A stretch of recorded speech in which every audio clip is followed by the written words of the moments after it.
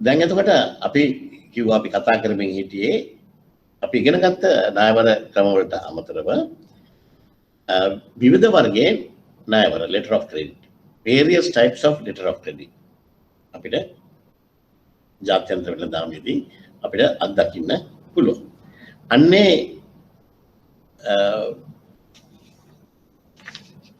ණයවර ලිපි ගැන තමයි අද අපි ඉගෙන ගන්න යන්නේ. ඒකිනුත් ඉතාමත් විශේෂ LCs කීපයක් ගැන අපි ඉගෙන ගන්නවා. ඒකෙන් පළවෙනි එක අපි ඉගෙන ගමු. පළවෙනි එක ඔයගොල්ලෝ පේනවද ප්‍රසන්ටේෂන් එක? ප්‍රසන්ටේෂන් පේනවද? පේනවනේ. හරි. එතකොට අපි පළවෙනි වර්ගයේ ණයවර ලිපි අපි බලමු. පිවිතුරු ණයවර ලිපි. පිවිතුරු ණයවර ලිපි කියලා කියන්නේ clean credit. clean credit.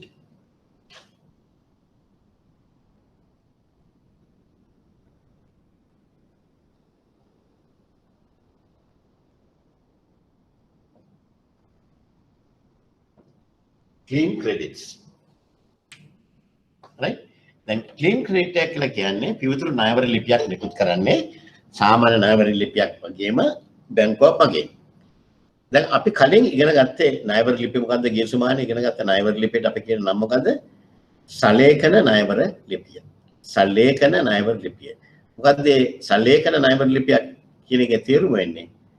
සලේඛන. Sinhala වචනේ කියන්නේ ලේඛන සහිත. ලේඛන සහිත. ඒක න අපි කියනවා documentary credit කියලා. දැන් මෙතනදී මේ පිවිතුරු ණයවර ලිපිය එකේ තියෙන ප්‍රධානම දේ තමයි මේ විකුණුම්කරු විනිමය බිල්පත නිකුත් බැංකුව මත නිකුත් කරනවා. නමුත් එහා අදාළ කිසිම ලේඛනයක් නැහැ. එහා අදාළ කිසිදු ලේඛනයක් නැහැ. ඒ කියන්නේ දැන් අපි සාමාන්‍යයෙන් ණයවර ලිපියක අපි ගෙවීම් කරන්නේ ණයෙහි නියමයන් සපුරාලන්නේ නම් ගෙවනු ලබන බවට දෙන කොන්දේසි සහගත ඇපයක්. කොන්දේසි සහගත ඇපයක්. ණයෙහි නියමයන් කියන්නේ ණයවර ලිපියේ කන්ඩිෂන්ස් අපි ඔක්කොම මීට් කළොත් සපුරාලන්නේ නම් අපි ගෙවනවා. එහෙනම් කන්ඩිෂන්ස් කීපයක් 10ක් 15ක් තියෙනවා. ඒ කන්ඩිෂන්ස් වලට ඕන කරන ડોකියුමන්ටරි එවිඩන්ස් අපිට දෙන්න ඕන. ඒ ડોකියුමන්ටරි එවිඩන්ස් නැත්නම් අපි ගෙවන්න බෑ. ඉතින් දැන් මෙතෙන්දී අපි කරන්නේ කිසිදු ලේඛනයක් නැහැ. විනිමය බිල්පත පමණයි. අන්න ඒ වගේ එකකට තමයි අපි කියන්නේ පිවිතුරු ණයවර ලිපියක් කියලා. සාමාන්‍යයෙන් මෙවැනි ණයවර ලිපි නිකුත් කරන්නේ විශාල ණය පහසුකම් ඇති ආයතන හෝ 100%ක මුදල් ආවරණයක් නැත්නම් පමණයි. ඒ කියන්නේ 100% cash covered. 100% cash covered.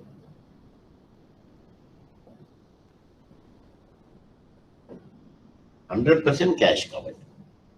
100% cash cover වුණොත් විතරයි අපි මේ වගේ ණයවර ලිපි නිකුත් කරන්නේ. ඒකට හේතුව මොකද්ද? ඒකට හේතුව තමයි අපි ණයවර ලිපියක් නිකුත් කළාට පස්සේ අපි ගෙවන්නේ ඒ අදාළ ලේඛන මත. ලේඛන නැත්තම් අර ඩ්‍රාෆ්ට් එක හරි bill of exchange එක හරි දුන්නාම අපිට ඒකට ගෙවන්න වෙනවා අනිවාර්යයෙන්. ඉතින් ගෙවනවා නම් අපිට සල්ලි එහෙම නැත්නම් සිකියුරිටි එකක් තියෙන්න ඕන. ඉතින් ඒකෙන්ද අපි 100% cash covered නම් විතරයි අපි මේ වගේ ණයවර ලිපි නිකුත් කරන්නේ. නමුත් මේම ණයවර ලිපි ඉතාමත්ම දුර්ලභයි. ඉතාමත්ම දුර්ලභයි මේ වගේ ණයවර ලිපි.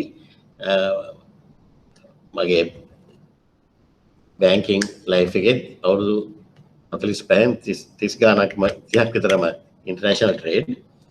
නමුත් ඒ කාලයේදවත් අපි ක්ලීන් ක්‍රෙඩිට්ස් එකක් දෙකක් ඇරෙන්න හැන්ඩල් කරලා නැහැ. ඒකත් ලංකාවේ ඉදිරියේ මේ පිටරටදී. මොකද හේතුව මේවා තාමත් දුර්ලභයි. මොකද මේක රිස්ක් එක වැඩි දැන් බැංකුවට. right. එතන කාට හරි ප්‍රශ්නයක් තියෙනවද ක්ලීන් ක්‍රෙඩිට්ස් ගැන? පිවිතුරු ණයවර ලිපි ගැන? මොකද මේකේ අපි වර්ග 5ක් 6ක් ඉගෙන ගන්නවා. එකින් එක මම ඔයගලන්ගෙන් අහනකොට මට ඔයගලන්ට කියන්න ප්‍රශ්නයක් තියෙනවද නැද්ද? එහෙම නැත්නම් තමයි අපි ඊගාවකට යන්න පුළුවන්. ප්‍රශ්නයක් තියෙනවද? හවුද නැද්ද?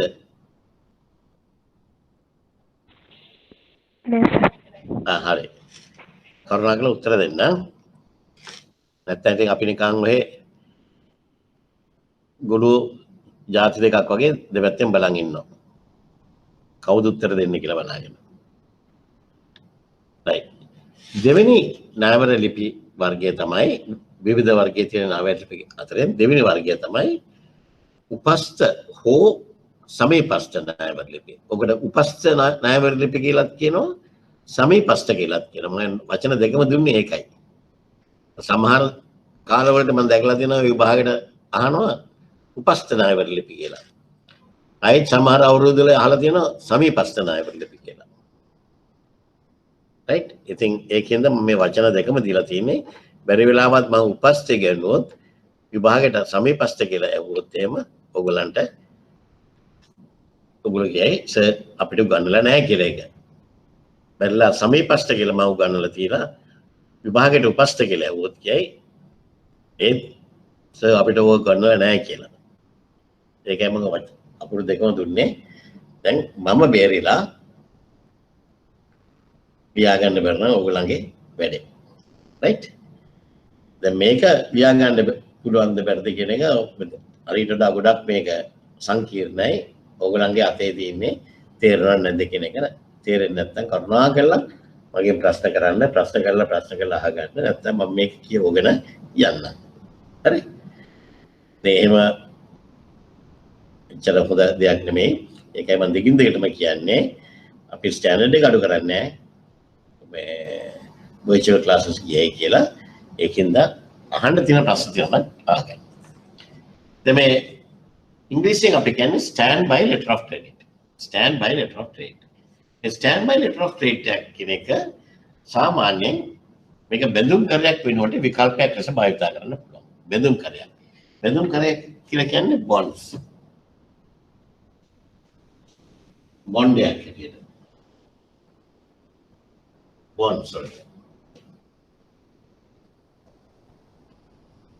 බැඳුම් කරයක් වෙනුවට විකල්පයක් හැටියට භාවිත කරන්න පුළුවන්. මොකද්ද බැඳුම් කරයක් කියලා කියන්නේ? ඊගොඩ ප්‍රශ්නේ නේ මොකද්ද මේ බැඳුම් කරේ කියන එක? කාටද කියන්න පුළුවන්ද මොකද්ද බැඳුම් කරයක් කියලා කියන්නේ? අපි බැඳුම් කර භාවිතා වෙන අවස්ථාවල් මොනවාද? උගල දන්නවා මේ ඔක්කොම දන්න දේවල් බැංක්ස් වලට ඇවිල්ලා මිනිස්සු ඉල්ලනවා ඔයගොල්ලන්ගේ. බ්‍රාන්චස් වලට ඇවිල්ලා මේ බැඳුම් කර ඉල්ලනවා. එතකොට අපි බැඳුම් කර නිකුත් කරනවා. මොනවටද? අපි සාමාන්‍යයෙන් ටෙන්ඩර් පටිපාටියකදී එහෙම නැත්නම් බිල්ඩිමක් හදනකොට මේ කන්ස්ට්‍රක්ෂන් ෆීල්ඩ් එකේදී අපිට ඉල්ලනවා බොන්ඩ් එකක් ඉල්ලනවා අපි මේ වැඩේ හරියට කරනවා කියන එක. මේ හරියට කරනවා කියලා බොන්ඩ් එකක් ඉල්ලනවා. එතකොට අපි මේ බොන්ඩ් එකක් දෙනවා බැඳුම් කරයක් දෙනවා. මේ බැඳුම් කරවලදී මේ එතකොට මෙතන බොන්ඩ්ස් කියන එක මේ ඔයගොල්ලෝ වරද්ද ගන්න එපා. අර අපේ කූප්‍රකට බොන්ඩ්ස් නෙමෙයි ආ. කූප්‍රකට බොන්ඩ්ස් දන්නවනේ මේ දවස්වල ටීවී එකෙත් එනවා ආපෝ නඩු පටන් අරගෙන නම් වෙනස් වෙලා ප්‍රශ්න ගොඩාක් තියෙන බොන්ඩ්ස් ඒව නෙමෙයි ආ. මේ සාමාන්‍යයෙන් අපේ එදිනදා ජාත්‍යන්තර වෙළඳාමේදී භාවිතා වෙන ටෙන්ඩර් පටිපාටියේදී කන්ස්ට්‍රක්ෂන් ෆීල්ඩ් එකේදී බැංක් ගැරන්ටි මේ බැංක් ෆැසිලිටිස් වලදී වගේ දේවල්දී භාවිතා වෙන බොන්ඩ්ස් බැඳුම් කර. එතකොට සාමාන්‍යයෙන් LCA එක තියෙන ප්‍රධානම දේ තමයි normal LCA එක. LCA එකට අපි ගෙවන්නේ මේකේ conditions තියෙනවා. LCA එක conditions තියෙනවා. මේ conditions 1 2 3 4 කියලා conditions තියෙනවා. එතකොට මේකේ documents තියෙනවා. මේ documents ඔක්කොම මේ 1 එකට අදාළ document එක, 2 එකට අදාළ documents, 3 එකට අදාළ document එක, ඔය එකට අදාළ ડોකියුමන්ට් එක. මේ ඔක්කොම ડોකියුමන්ට්ස් හරියට තියෙනවා නම් මේ LC එකේ කන්ඩිෂන්ස් වලට අදාළව මේ ડોකියුමන්ට්ස් තියෙනවා නම් අපි පේමන්ට් එක කරනවා. එහෙම නැත්නම් අපි තුමු ඒ තුනට අදාළ ડોකියුමන්ට් එක තිබුණේ නැහැ කියලා. එහෙනම් දැන් අපි පේමන්ට් එක කරන්නේ නැහැ. ඒ කියන්නේ පේමන්ට් එක කරන්නේ අදාළ කන්ඩිෂන්ස් වලට අදාළ ડોකියුමන්ට්ස් ඔක්කොම තියෙනවා නම් පමණයි. තව වචනකින් කියනවා නම් සාමාන්‍යයෙන් යම් කිසි දෙයක් ඉෂ්ට කළාම කියලා තියෙන දේ ඉෂ්ට කළාම තමයි අපි ගෙවන්නේ. ඉෂ්ට කළේ නැත්නම් ගෙවන්නේ නැහැ. හරි? නමුත් මේ බඳුන් කරවලදී තියෙන ප්‍රධානම දේ තමයි අපි ගෙවීම කරන්නේ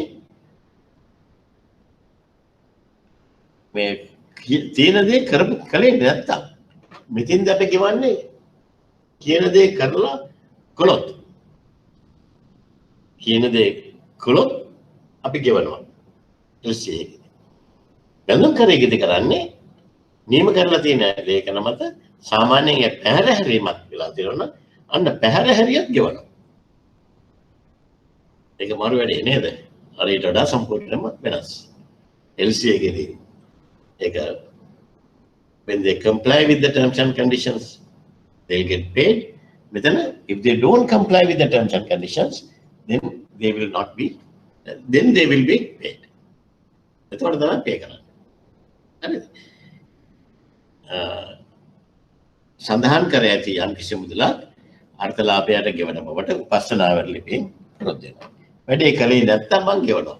වැඩේ කළොත් ඒක වැඩේ හිමම ඒ LC එක කැන්සල් වෙලා යනවා. right? උපස්සනාවර ලිපි පාලනය වන්නේ UCP 600 මගින් මෙන්ම ISP 1919 මගින්ද වේ. ඒතර උපස්සනාවර ලිපි පාලනය වෙන රීතින් දෙකක් තියෙනවා. එකක් තමයි UCP 600 ඒ වගේම ISP 1998. right? ඒ කියන්නේ International Standby Practice ජාත්‍යන්තර උපස්සනාවර පරිචයන. මේ තමයි වෙන්නේ. දැන් ඔයගොල්ලෝ හැම කෙනෙක් ගාටම තියෙනවා උගන්ට මං එවලා තියෙනවා සලේකන ණයවර සඳහා වූ එක් වන් පිළිවෙත් සහ පරිචය. මන් දීලා තියෙනවනේ. ඒකේ පළවෙනි වගන්තිය කියවන්න බලන්න. මම කියන්නේ මෙන්න මේ මම කියන්නේ හැම කෙනෙක්ටම ඒක print කරලා තමන්ගේ ළඟින් තියාගන්න කියලා. මේක බයිබල් එක වගේ දවස් ගානේ ඉතිහාස කියවන්න ඕනේ කන්නේ.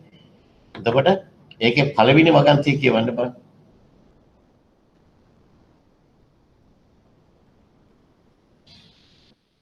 විනාඩියක් දෙන්න.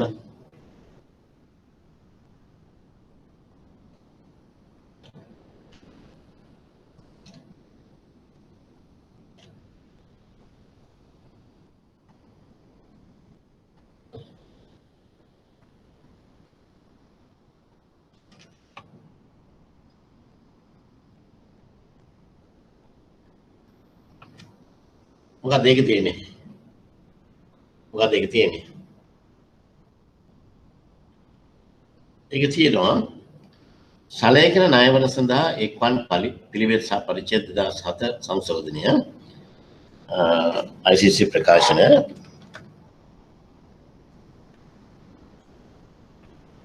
එතකොට අපි ඒක කියනවා යනු ණයවරයේ අන්තර්ගත ඇති විට සීලුම සලේකන ණයවර වලට වරහන් ඇතුලේ අදාළ වන පරිදි සමීපස්ථ ණයවරද ඇතුළුව අදාළ පිළිවෙත් මාලාවයි. දැන් බලන්න within brackets තියෙනවා also covering standby letter of credit. අදාළ වන පරිදි සමීපස්ථ ණයවරද ඇතුළුව. එහෙනම් මේ සමීපස්ථ ණයවරත් මෙන්න මේකෙන්ම කව වෙනවා UCP 600 article 1 එකේ හැටියට. මීට අමතරව තව එකක් තියෙනවා විශේෂයෙන්ම සමීපස්ථ ණයවර වලටම විශේෂිත වූ නීති මාලාවක් තියෙනවා. අපි ඒකට කියනවා International Standby Practice 1998. ඒක අපි කියන්නේ ISP International Standby Practice ISP 98 කියලා අපි කියනවා. ISP 98. Right. ISP 98. International Standby Practices 1998.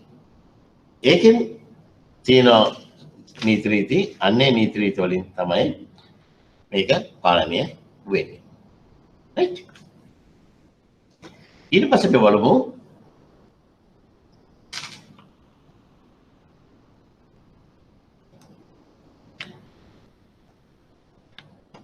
सामान्य न्यायवर लिपि सह उपास्य न्यायवर अतर වෙනස මොකක්ද කියලා. සාමාන්‍ය न्यायवर लिपि සහ උපාस्य न्यायवर අතර වෙනස. සාමාන්‍ය न्यायවරයක් කියන්නේ යම් කාර්ය සාධනයක ඉටු විට ක්‍රියාත්මක වෙන උපකරණයක්. මම කලින් කිව්වනේ ඒ කාර්ය සාධනයේ යම් කිසි දෙයක් perform කරලා ඊට පස්සේ once you perform a task then this will get activated. Right? යම් කාර්යයක් සාධනයක් කාර්ය සාධනයක් ඉටු වුණාට පස්සේ තමයි අපි ගෙවන්නේ. උපස්ථ न्यायवर ලිපියකදී ඒ කියන්නේ stand by letter of credit එකේදී කරන්නේ යම් කාර්ය සාධනයක් ඉටු නොවූ විට ක්‍රියාත්මක වෙන උපකරණයක්. එතෙන් දෙන්නේ non performance එකේදී. perform වුණේ නැත්නම් non performance එකේදී අපි ගෙවනවා. පැහැදිලිද? මම කලින් කිව්වා මේ දෙකේ වෙනස. ඊගොඩ බලමු අපි උපස්ථ न्यायवर භාවිතා වන අවස්ථාවල මොනවද කියලා. උපස්ථ न्यायवर භාවිතා වන අවස්ථාවල सामान्य यटती यदि विनत समागम के न्याय पासुकम सदा कार्य लෙස කියන්නේ මොකද්ද? सामान्य यटती यदि विनत समागमක न्याय පාසුකම සඳහා අපකරයක් ලෙස. දැන් මම උදාහරණයක් වශයෙන් අපි මෙහෙම ගමු. පීපල්ස් බැංක් එකේ වැඩ කරන කට්ටිය ඉන්නවද? අද ක්ලාස් එකේ ඉන්නවද නැද්ද?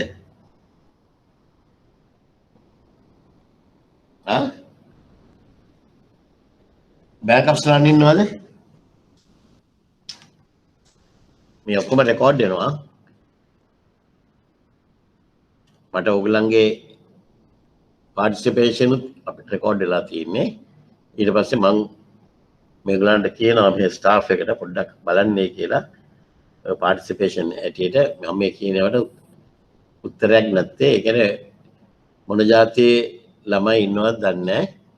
මේ බොරෙල්ල හන්දියේ ගා ගන්න සයිස් එකේ කට්ටියද දන්නේ නැහැ ඉන්නේ. මම දන්නේ නැහැ. මම මේ ආන්නේ ප්‍රශ්න ටික ආන්නේ. පීපල්ස් බැංක් එකේ කට්ටිය කවුරු කරන්නේ නැද්ද? මේක රෙකෝඩ් වෙනවා. කවුරුත් නැහැ. බැංක් ඔෆ්ස්ලාන් ඉන්නවද නැද්ද?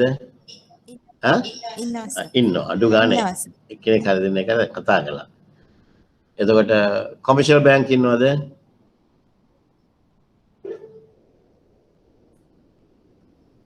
NDB bank ඉන්නවද?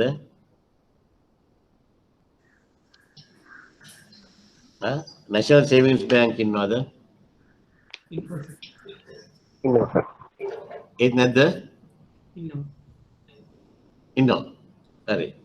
එතකොට වෙන මොනවාද? HNB ඉන්නවා සර්. ඉන්නවා. වෙන මොනවද කියන්න බලන්න බැංකු පබ්ලික් බැංක් ඉන්නවද? නැහැ. තව කියන්න බලන්න RDB. ඔව් සර්. RDB ඉන්නවද? ඔව් සර්. දැන් ඔය බැංක්ස් එක දැන් පොලිමට අපි අහනවා. ඒතර දැන් මම කියපු නැති බැංකු වල බැංකුවක ඉන්න කට්ටිය එක්කෙනෙක් කියන්න බලන්න. apa deh? DFCC. DFCC very good. Tahu kau ini? Sampat Bank. HDFC. Sampat Bank. Sampat Bank very good. Tahu? Silan Bank good. Mata aku amat tu kurang ni. Untuk bank tu tiga. HDFC. HDFC. HDFC okay very good. Tahu?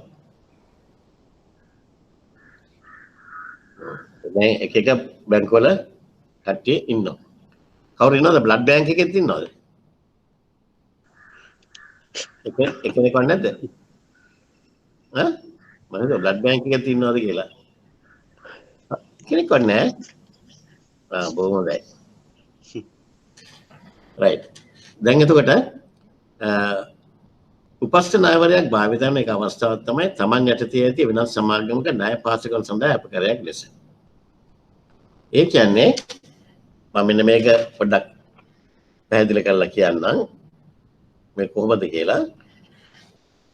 දැන් ඔයගොල්ලන්ගේ කිව් බැංකුව ඕනේ මේක කස්ටමර්ස්ට facility එකක් ඕනයි කියලා කියනවා. ඕවර්ඩ්‍රාෆ්ට් facility එකක් හරි loan facility එකක් හරි ඕනයි කියලා කියනවා.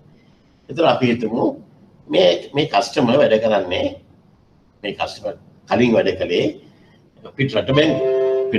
පිටරට සමාගමක වැඩ කරලා තියෙනවා. වැඩ කරලා එයාගේ account එකක් තියෙනවා. අපි හිතමු HSBC දුබායි වල.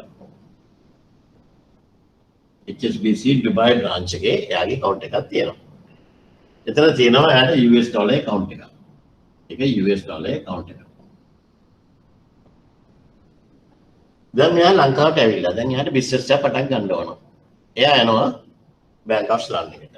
BOS එකට එනවා. BOS එකට ඇවිල්ලා කියනවා මට ඕන රුපියල් මිලියන 50ක්. රුපියල් මිලියන 50ක ලෝන් එකක් ඕන. රුපියල් මිලියන 50ක ලෝන් එකක්.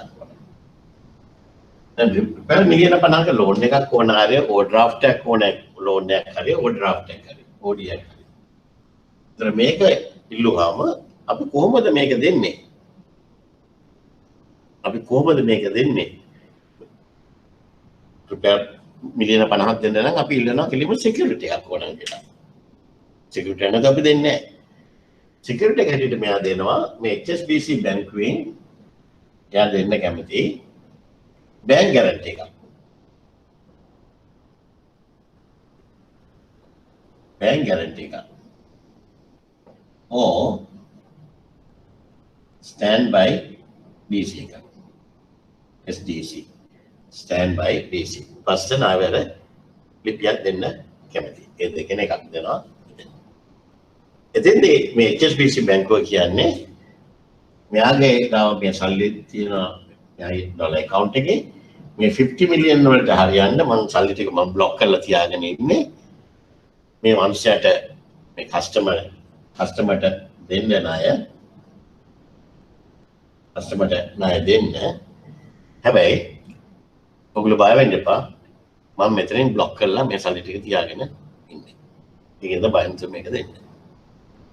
හරි. ඒතර අපිට බැංකුව අපි දෙනවා ලෝන් එක මෙයාට කස්ටමර්ට අපි ලෝන් එකක් දෙනවා. ලෝන් එක OD එකක් අපි ග්‍රාන්ට් කරනවා 50 මිලියන්. ඉතින් ගෙවාගෙන යනවා කිසි ප්‍රශ්නයක් නැහැ. බැරිලාවත් ගිහිල්ලා ගෙවන්න බැරි වෙලා හිර වෙනවා. ගෙවන්න බැරි වෙලා හිර වුණොත් අන්න ඒ අවස්ථාවේදී අපිට පුළුවන් මෙන්න මේ ගැරන්ටි යටතේ ක්ලේම් එකක් දාන්න. ගෙවා ගන්න බැරි වුණොත් විතරක් අපිට ක්ලේම් එකක් දාලා මේ HSBC බැංකුවෙන් මේ සල්ලි අපිට ගෙන්න ගන්න පුළුවන්. අන්න ওই විදිහට තමයි මෙන්න මේ උපස්ථ ණයවර ලිපි වල සිස්ටම් එක සිද්ධ වෙන්නේ. පැහැදිලිද?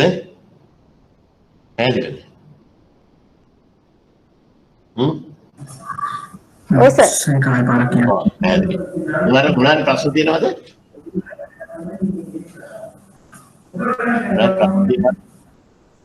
ආගේ කවුද කතා කරනවා මට ඇහෙනවා මොකද? සේකයි පාරක් කියනවා පැහැදිලි වුණා.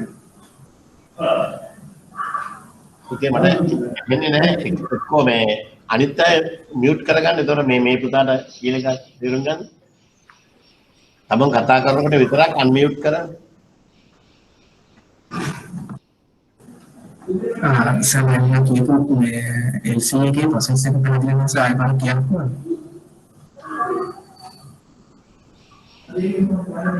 තමා වෙන්න මට මම ස්පීකර් එක ගාවටම කියලා අහනවා. සමහරවිට explain කරපු LC එක මට පොඩ්ඩක් පැහැදිලි වුණා ආයෙ පාරක් කියන්න සර්. මම එක්ස්ප්ලেইন කරපු LC එකට ඒක පැහැදිලි වෙන්නේ සර් ආයෙත් එක්ස්ප්ලেইন කරන්න පුළුවන්ද? ආපස්සට එක්ස්ප්ලেইন කරලා කියන්නද?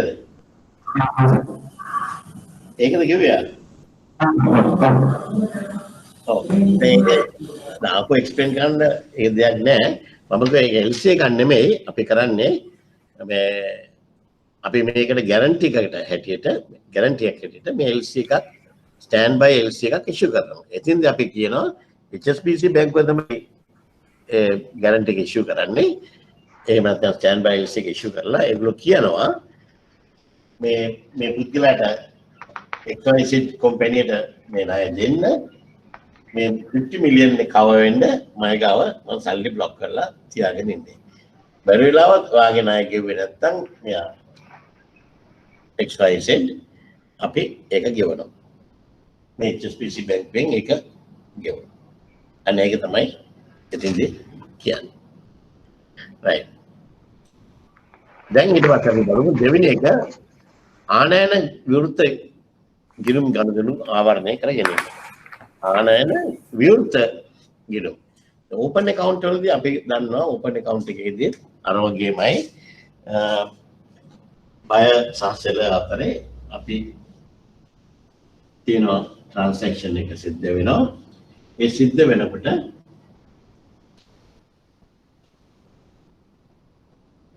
සෙලර් බඩු වෙනවා බය ගෙවනවා. සෙලර් බඩු වෙනවා බය ඊට පස්සේ ගෙවනවා. ඉතින් ඔබ ගිහිල්ලා බය ගෙවන්නේ නැතුව ගියොත් අන්න ඒ අවස්ථාවේදී අපිට සෙලර්ට පුළුවන් සල්ලි ටික ඉල්ල ගන්න, සල්ලි කවර් කරගන්න පුළුවන්. මේ වගේ ඒ transaction එක stand bye letter of credit එකකින් කවර් වෙලා තියෙනවා නම්. ඊගොල්ලෝ තුන්වෙනි එක තරවකාර සමාගම් වල සුරකුම අවශ්‍යතාවය මත තරවකාර සමාගම් වල සුරකුම අවශ්‍යතාවය මත margin requirement එක. ඒකලත් අපිට මේ stand bye letter of credit එක ගන්න පුළුවන්. ඊගොල්ලෝ පෙරගෙවුම් කාර්ය සාධන අප කරැක්කස.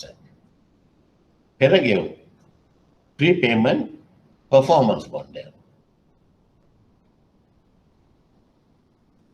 prepayment performance bond එක. right. තුන්වෙනි එක ප්‍රතිරක්ෂණ සමාගම් වල ගෙවීම සඳහා අපකරයක් ලෙස. ප්‍රතිරක්ෂණ සමාගම් වල ගෙවීම සඳහා අපකරයක් ලෙස. insurance underwriters.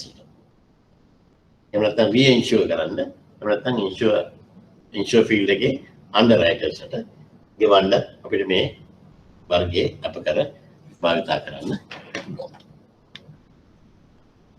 හරි. දැන් ඊගවට අපි බලමු ඊගව අපකර වර්ගය මේ දැන් අපි කීයක් ඉගෙන ගත්තද? විවිධ වර්ගයේ LCs දැන් කීයක් ඉගෙන ගත්තද අපි? මේ වෙනකොට කීයක් ඉගෙන ගත්තද? දෙකයි. එකද දෙකද? දෙකයි. දෙකයි. මොනවාද මේ දෙක? පළවෙනි එක පිවිතුරු ණයවර ලිපි උපස්ථාපන ණයවර. පිවිතුරු ණයවර ලිපි. දෙවෙනි එක උපස්ථ සමීපස්ථ ණයවර ලිපි. very good. දැන් තුන්වෙනි එක අපි ඉගෙන ගන්නවා රතු වගන්ති ණයවර ලිපි. red clause credit. red clause credit. මේ red clause credit කියන එකේ ලස්සන ස්ටෝරි එකකුත් තියෙනවා. ඒ ස්ටෝරි එක දැනගත්තාම මොකක්ද ලේසි මේක හොඳට මතක තියාගන්න. මම පුළුවන් තරම් ස්ටෝරිස් වලින් යන්නේ උගන්න මතක තියාගන්න ලේසි හින්දා. රතු වගන්ති ණයවර ලිපියක් කියලා කියන්නේ රතු වගන්ති ණයවර ලිපියක් අනුව තහවුරු කරන බැංකුවට හෝ නම් කරන ලද බැංකුවට අර්ථලාභියාට යම් මුදල් අත්කාරයක් ලබා දෙන ලෙස අවසර දෙමින් විශේෂිත වගන්තියක් අන්තර්ගත කළ සලකන ණයවරකි. ඒ කියන්නේ අර්ථලාභය කියන්නේ එක්ස්පෝර්ටර් යම් මුදල් අත්කාරයක් සල්ලි ටිකක් ඕනනම් මේ භාණ්ඩ ටික නිෂ්පාදනය කරන්න සල්ලි අවශ්‍ය නම් ඇඩ්වාන්ස් එකක් හරියට අපි දෙනවා. ඒ දෙන්න අවසර දීලා අපේ LC එකේ කන්ඩිෂන් එකක් දාලා අරනවා. ඒකට අපි කියනවා රෙඩ් ක්ලෝස් ට්‍රේඩ් කියලා. මේ රෙඩ් ක්ලෝස් කියලා නම ආවේ ඉස්සර දැන් නම් යන්නේ shift එකේනේ. අපි ඒ දවස්වල ටයිප් කරලා මේ LCs අරනකොට මේ LCA එක ඔය අවසර දෙන වගන්තිය ටයිප් කළේ රතු පාටේ. රතු පාටින් ටයිප් කරපු හින්දා තමයි ඒක රෙඩ් ක්ලොස් කියලා කියන්නේ. දැන් නම් යන්නේ ඔක්කොම නේ බ්ලැක් ඇන්ඩ් වයිට් තියෙන්නේ. හරි? ඒ දවස්වල තිබුණේ රතු පාටින් තිබුණේ. දැන් මේක අපි ගත්තොත් එහෙම මේ වගේ බිස්නස් එකක් පටන් ගන්නවා. ඒ වගේ දේවල් ජාත්‍යන්තර වෙළඳාමේ තියෙනවා. මේක ඇත්තටම ලෝකේ පටන් ගත්තේ red cross LCs ලෝම කර්මාන්තයේදී. Wool industry එකට වූල් ලෝම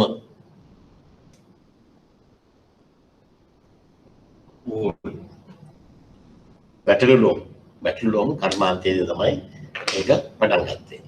එතෙන්දී අපි දන්නවා ලෝම ලබා ගන්නේ ඔය ශීත කපායවල ජැකට්ස් ජර්කින්ස් අරමේකේවා හදන්න ලෝම ලබා ගන්නේ බැටළුවන්ගෙන්.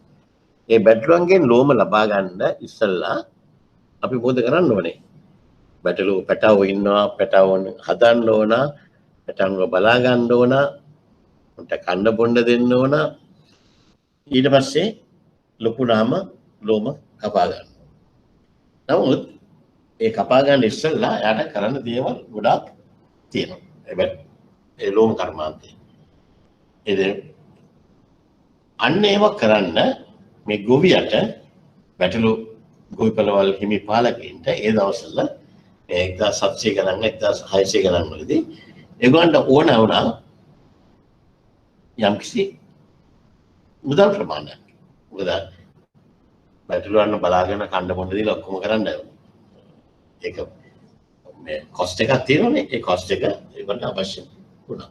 අන්නේ අවශ්‍ය වෙච්ච හින්දා මේගොල්ලෝ කිව්වා අර LCA එකේ වෙනම රෙඩ් පාටින් ක්ලොස් එකක් දැම්මා. ඕකේ.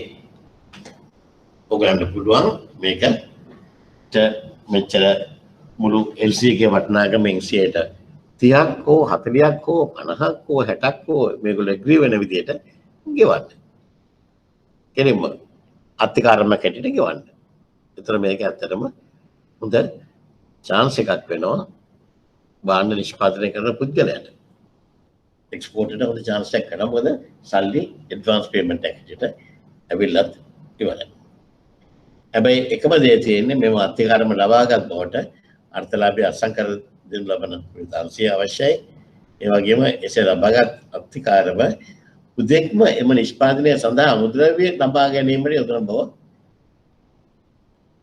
ග්ලෝබල් දෙනවා. හරිද? ඒ කියන්නේ අපි හිතමු ලෝම කර්මාන්තයට අත්කාරමක් ගන්නවා. ලෝම කර්මාන්තයට අත්කාරමක් අරගෙන එහෙම නැත්නම් අපි හිතමු මේ ලංකාවේ නිෂ්පාදනය කරනවා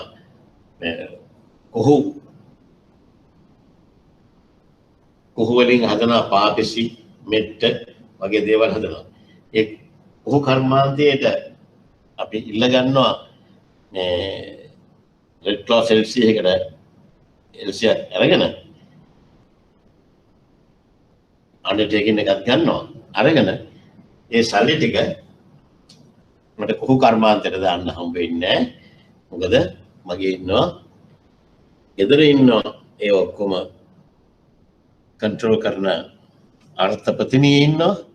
නෝන ඉඳන් කියනවා ඔය සල්ලි ටික ඔයා මට දෙන්න. මං ටක් ගාලා ඉන්දියාවේ සාරේ 20ක් ගෙනල්ලා මාකට් එකේ විකට පස්සේ අපිට පුළුවන් කීයක් හරි හොයාගන්න. ඉන්දියාව ගිහලා සාරි ගන්න සල්ලි එපේ. දැන් මෙතන සල්ලි ටිකක් තියෙනවානේ. දැන් ඕකට මේ අමුද්‍රව්‍ය ගන්න යන්න ඕනේ නැහැ. ඔය කිලි මොක මට දෙන්න මං ඊට සාරි ටික ගන්න විකුණලා ගන්න. එහෙම දෙන්න බෑ. ඒ යම්කිසි හේතුවකට අත්සන් කළ දෙනවා නම් ඒ හේතුව තමයි මේක කෙරෙන්න ඕනේ. රයිට්? එසේ ලබාගත් අත්කාරම උදේකම මෙම නිෂ්පාදනය සඳහා අමුද්‍රව්‍ය ලබා ගැනීමට යොදන බවට අපි පුරුදු වෙන්න ඕන. ඒක අපි ඒකට පුරුද්දක් ඉල්ලන්න. ඊකට සලේකන ණයවරේ කල්පිරීමට පෙර අර්ථලාභය විසින් ණයවරේ සඳහන් කොන්දේසි ප්‍රකාර සියලු ලේඛන ගනුදෙනු කරන බැංකුවට ඉදිරිපත් කරන බවට එකඟ වෙන්න ඕන. right? එකඟ වෙන්න ඕන. පැහැදිලි නේද? හරි. ඊගාවට තව එකක් තියෙනවා ඒක රෙඩ් ක්ලොස්. දැන් ඊගාට මේ හතරවෙනි එක. හතරවෙනි එකද පහද?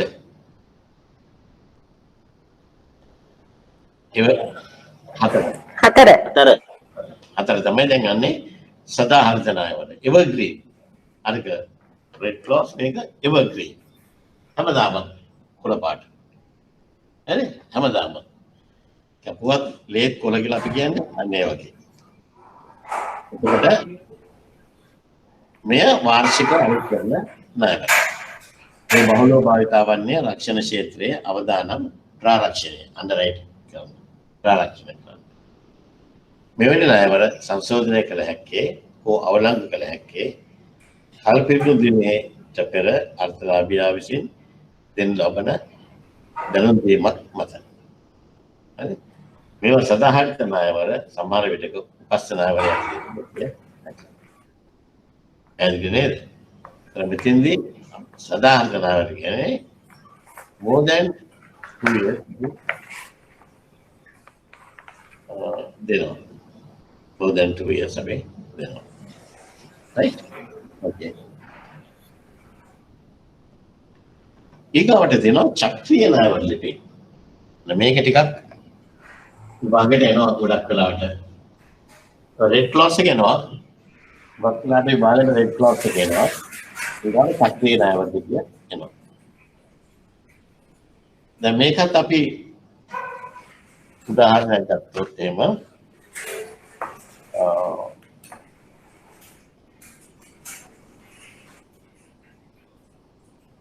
මේකට අපි උදාහරණයක් ගත්තොත් එහෙම සක්‍රීය ණයවරයක් යනෝ ණයවරයේ නියමයන් හා කොන්දේසි අනුව සංශෝධනයකින් තොරව එහි වටිනාකම අලුත් කිරීම පුනස්ථාපනය රීන්ස්ටේට් පුනස්ථාපනය කරන සලේඛන ණයක් වේ.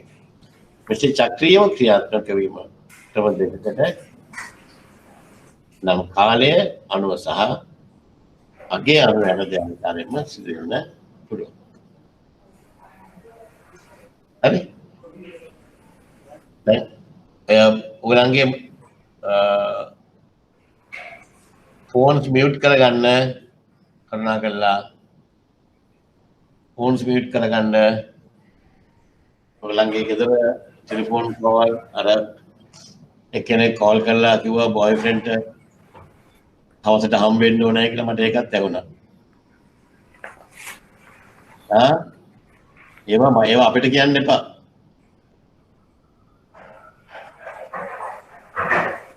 ඒවා අපිට කියන්න එපා. ඒකද කරුණා කරලා ඒවා ඔෆ් කරගන්න. ඒවා යන්තම් අම්මලා තාත්තලාත් මේ වහගෙන ඉන්නවද දන්නේ නැහනේ ගෙදර. ඇහුනොත් එහෙම ඉවරයි නේ. හැමතිස්සෙම ෆෝන් එක මියුට් කරගන්න. right.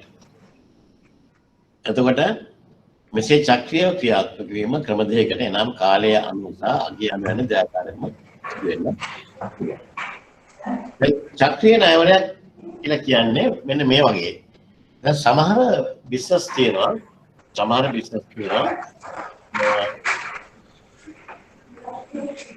අපි ඔයාලගේ ෆෝන්ස් මියුට් කරගන්නවද කරුණා කරලා මම නැවතවරක් කියන්නේ මොනවා හරි ඇහුවම නම් ඒවට කතා කරන්න බෑ. කාගේද ගේක දැන් උනාද බන්දද පිටි වලට එන ගහනවා මේක හරි කරදරයක් වෙනවා. අපේ තියෙන්න ඕන ඩිසිප්ලින් එකක්. ඒ ඩිසිප්ලින් එක තමයි අපේ ෆෝන්ස් මියුට් කරලා තියාගෙන කතා කරනකොට ඔන් කරලා කතා කරන්න. ආපහු මියුට් කරන්න. මම ඇරෙන්න. මම කතා කරන එක නනේ.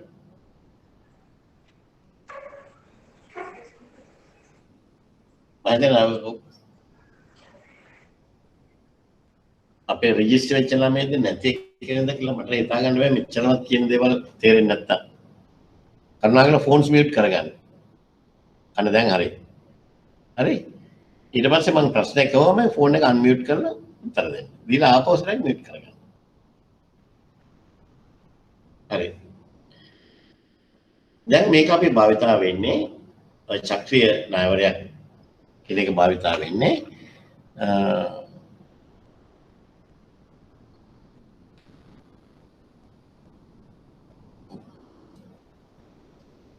අපි මේ විදිහට ගත්තොත් එහෙම මම මේක එක්ස්ප්ලেইন කරලා කියන්නම්.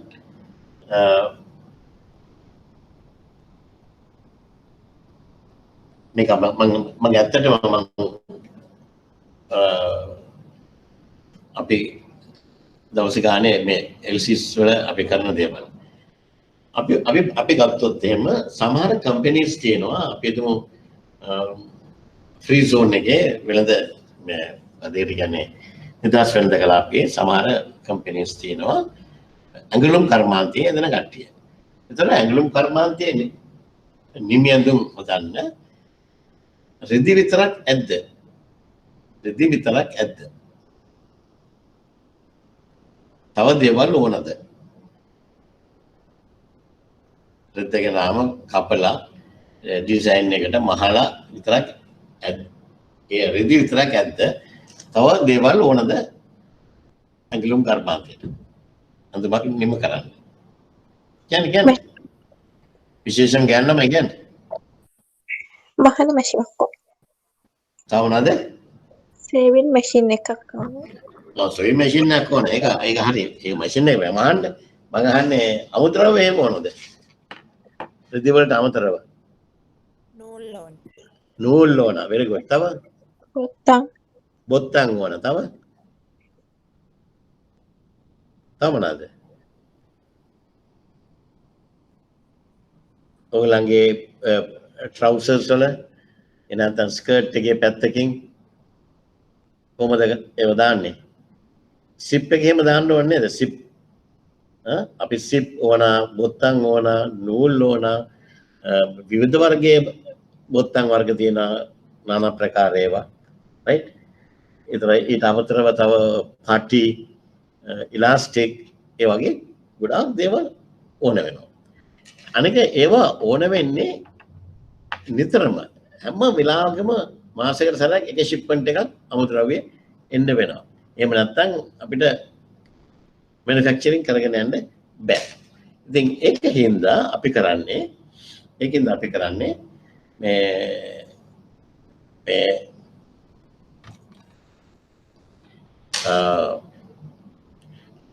හැමදාම එන හින්දා අපිට හැමදාම LC එකක් හැමදාම අරින්න යනවා. ඒක නවත්ත ගන්න අපි අරිනවා එක LC එකක්. අපිට ඒකට කියනවා revolving LC එකක්. චක්‍රීය revolving LC එකක් අරිනවා. චක්‍රීය ණයවරයක් කරනවා. ඒ චක්‍රීය ණයවරයක් ඇරියාම චක්‍රීය ණයවරයේදී අපි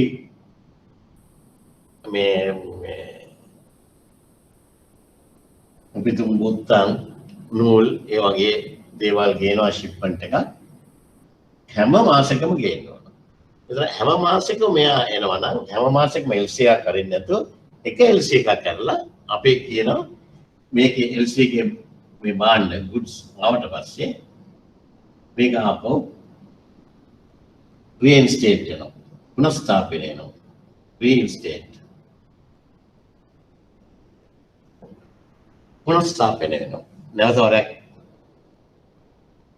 මේක හරියනවා. දැන් අපි මේ LC එක ඇවියොත් එහෙම US dollars 50000කට මේ US dollars 50000 බඩු ආවට පස්සේ මේක ආපහු LC එක ආපහු අර 50000 මට්ටමට එනවා. ආපහු 50000 මට්ටමට එනවා. එවිට ඒ අයිසරක් මට්ටයක් ගෙන ගන්නවා. ඒ වගේ එක LC එකකින් අඩු ගානේ 6-7 පාරක් 8 පාරක් වගේ අපිට මේක පාවිච්චි කරන්න පුළුවන් අලුතෙන් LC අරින්නේ නැතුව. ඊගොට අපි ගියා මේක ක්‍රියාත්මක වෙන එක ක්‍රම දෙකකට වෙන්න පුළුවන්. එකක් කාලය time. එකක් කාලය අනිත් එක අගය value. time and value. මේ මත මේක පුනස්ථාපනය වෙන්න පුළුවන්. හරි පැහැදිලිනේ?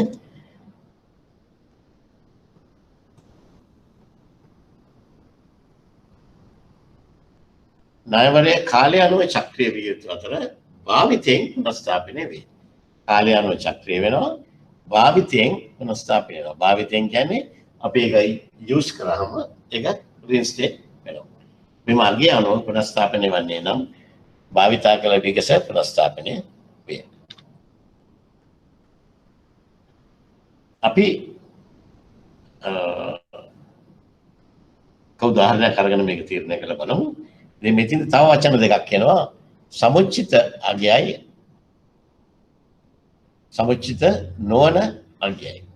cumulative non cumulative. සමුච්චිත අගය කියන නමින්ම තේරෙනවා අගය එකතු වෙවි යනවා. අගය එකතු වෙවි යනවා. non cumulative කියන්නේ අගය එකතු වන්නේ නැතුව යනවා. අගය එකතු නොකළ. right? එහෙම තමයි මේක වෙන්නේ. දැන් මේකත් අපි උදාහරණයකට ගත්තොත් එහෙම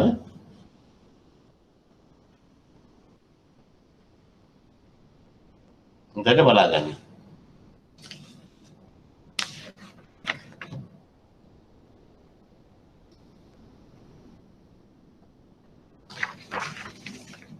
අපි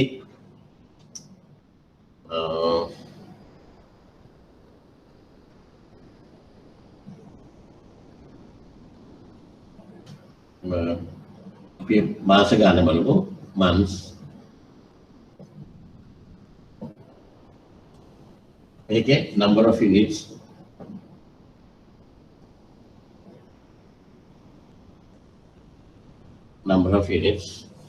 එහෙම නැත්නම් value එක.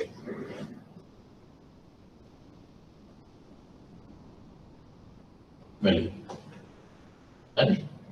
එහෙම ගත්තහම අපි දුන්නා මේ පළවෙනි මාසේ, දෙවෙනි මාසේ, තුන්වෙනි මාසේ, හතරවෙනි මාසේ, පස්වෙනි මාසේ මේ LC එක කරලා මේ හැමදාම මේ LC එකේ මේක රිවෝල්වින් යනවා. මේ LC එකේ වටිනාකම අපි හිතමු LC equals to US dollars ලක්ෂයක්. US dollars ලක්ෂයකට LC එක කරනවා.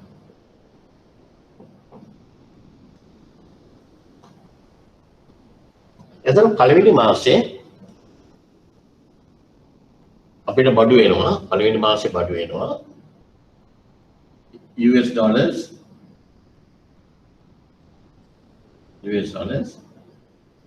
80000ක. US dollars 80000ක බඩු වෙනවා.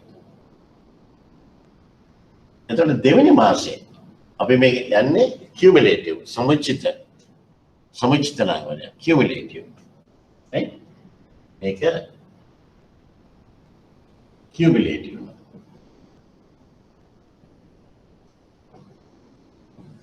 ඔයගොල්ලන් පේනවද බෝඩ් එකේ පේනවද මේක මම ලියන එක? ඔර එකනේ මට උත්තර දෙන්න. එතන මදි සර්. අපදේ ක්ලියර් නෑ සර්. කියන්නේ ඒ කියන්නේ බ්ලර්ඩ් වෙලා වගේද පේන්නේ? ඔව්. ඔව් සර්. මම මෙතෙන් අයින් වුණොත් ඔයගොල්ලන්ට කොහමද? දැන් බලන්න බෝඩ් එක ක්‍රමෙන් ක්ලියර් වෙගෙන යනවද කියලා? මොකද මේක අර ඔටෝ ෆෝකස් මේකක් තියෙන්නේ, කැමරා එකක් තියෙන්නේ. මාව ෆෝකස් වුණොත් මේක පොඩ්ඩක් අවුට් වෙන්න පුළුවන්. යන්තම්වත් පැහැදිලිවම පේන්නේ නැද්ද? පොඩ්ඩක් පේනවා. ඉස්සරහට වඩා පොඩ්ඩක් හොඳයිද? ඔව් සර්. ඔව් සර්. එහෙනම් ඒක තමයි ප්‍රශ්නේ. මේ මහසෝන මැෂින් එකට අහම තමයි අප්සෙට් එක යන්නේ. නේද? මම අයින් වෙන්න ඕන. මට හිතෙන්නේ මට තමයි මම දන්නේ නැහැ මේක මම ටෙක්නිකල් එක කියන්නේ නෙමෙයි. මොකද මට හිතෙනවා මේ ඔටෝ ෆෝකස් ඉඳලා තමාර විටක මාව නම් ෆෝකස් වෙන්නේ. ඒතර මගේ පිටිපස්සෙන් එම බ්ලඩ් වෙලා එන්නේ. මේක සාමාන්‍ය ප්‍රින්සිපල් එක නේ අපි ෆොටෝග්‍රැෆි වලදීම කරන්නේ නේද? ඒ වගේ කියලා මම හිතනවා. දැන් කොහොම හරි මෙතන අපි US dollars 80000ක ඒවා ගත්තා. දැන් මේක කියුමුලේටිව් සමුච්චිත. සමුච්චිත නම් ඊගාව මාස දෙවෙනි මාසෙට මෙයාට ගේන්න පුළුවන් වැඩිම ප්‍රමාණය කීයද කියන්න බලන්න. දෙවෙනි මාසෙට අදාළ කොච්චරද? USD 20000යි. US ඩොලර් 20000යි. දැන් මේක ගේන්නේ LC එකගෙන මාසෙකට US ඩොලර්ස් ලක්ෂයක. මාසෙකට US ඩොලර්ස් ලක්ෂයක බඩු තමයි ගේන්න පුළුවන්. මාසෙකට. දැන් ඒතර පළවෙනි මාසෙදී 80000ක බඩු ගෙනාවා. ඒතර දෙවෙනි මාසෙදී කීයක බඩු ගේන්න පුළුවන්ද? very good. 1,20,000ක බඩු ගේන්න පුළුවන්. මොකද හේතුව මෙතන 20ක් ඉතුරුයි. පැහැදිලිද? තුන්වෙනි මාසෙදී දැන් මේකදී තුන්වෙනි මාසෙදී මෙයා ගෙනාවා 90,000ක බඩු. හරි. හතරවෙනි මාසේ එයාට ගේන්න පුළුවන් තව 1,10,000ක ගේන්න පුළුවන් නේ? එයා ගෙනල්ලා තින්නේ 80,000ක. දැන් පස්වෙනි මාසේ එයාට කීයක් ගේන්න පුළුවන්ද? 1,30,000ක. 1,30,000ක එයාට බඩු ගේන්න පුළුවන්. හරි. දැන් බලන්න කියුමුලේටිව් එකතු වෙලා යනවා සමුච්චිත වෙනවා. පැහැදිලි නේද? ඊගාවට අපි බලමු non cumulative. මේක ඇයිද cumulative. right? Cumulative. මේක non cumulative. non cumulative. සමුච්චිත නොවන. දැන් එතෙන්දී අපි ගත්තොත් එහෙම අපි බලමු පළවෙනි මාසේ යාගේ ගෙනාව US dollars 80,000ක බඩු. දෙවෙනි මාසේ යාට ගේන්න පුළුවන් කීයකද? මැක්සිමම් යන්න පුළුවන්. ලක්ෂයයි. යාට 1,20,000ක් යන්න බෑ. මොකද ඒක එකතු වෙන්නේ නැහැ. අගය මත එකතු වෙන්නේ නැහැ. අගය වෙනුවෙන් අයිත් භාවිතා නොකළ අගය වෙනුවෙන් නැවගත කිරීම සදාටම අහිමි වෙනවා. භාවිතා නොකළ අගය වෙනුවෙන් නැවගත කිරීම සදාටම අහිමි වෙලා යනවා. එතන මේක වෙනවා ලක්ෂය. US dollars ලක්ෂය. right? තුන්වෙනි මාසේ අපි හිතමු ඒ රටේ මොනවාරි ස්ට්‍රයික් එකක් හරි මොනවාරි තියලා මුකුත් ආවේ නැහැ. ඒ රටේ ඒ ෆැක්ටරි එක ස්ට්‍රයික් කරලා බඩු ආවේ නැහැ. හතරවෙනි මාසේ අපිට ගෙන්නන්න පුළුවන් කීයද? ලක්ෂයයි. ලක්ෂ දෙකක් කියව නෙමෙයි ආ. ලක්ෂය. පස්වෙනි මාසේ අපි තුමු 50,000ක බඩු ගෙනාවයි කියලා US dollars 50,000ක ගෙනාවා එච්චරයි. ඒතර එහාට ඒක කැන්සල් වෙලා යනවා. පැහැදිලි නේද? cumulative non cumulative කියන එක එන්න ඕන. අගය එම අගය පසු එළඹෙන කාල සීමා සඳහා භාවිත ගැනීම වළංගු වෙනවා. ඒ වගේම non cumulative නම් අදාළ කාල සීමා සඳහා භාවිතා නොකළ අගය වෙනුවෙන් නැවගත කිරීම සඳහාටම අයින් වෙලා යනවා. right? දැන් මෙන්න මේ කැන්සල් වෙලා යන එක මේ එකතුලා යන එක ඉහත අවශ්‍යතාවය UCP 600 වල ආටිකල් 32 වගන්තියේ දැක්වෙන කොටස් වශයෙන් නැවගත කිරීමේ ණයවරයට අදාළ රීතීන්ට පටහැනි. එබැවින් චක්‍රීය ණයවර මෙම වගන්තියෙන් නිදහස් කර ඇත. මේ UCP 600 ආටිකල් 32 කියන වගන්තිය අපි සාකච්ඡා කරන්න ඕන. දැන් හැම කෙනෙක්ම පෙරලා ගන්න ඔයගොල්ලෝ මම දන්නවා ඔයගොල්ලෝ ගාව දැන් print out අරගෙන තියෙන්නේ UCP 600 ආටිකල් 32 එකට පෙරලා ගන්න. ආටිකල් 32 එක පෙරලාගෙන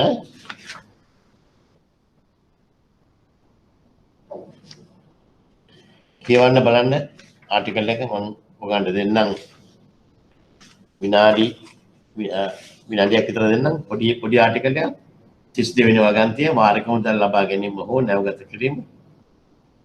ආටිකල් එක කියවන්න ඊට පස්සේ අපි සාකච්ඡා කරමු.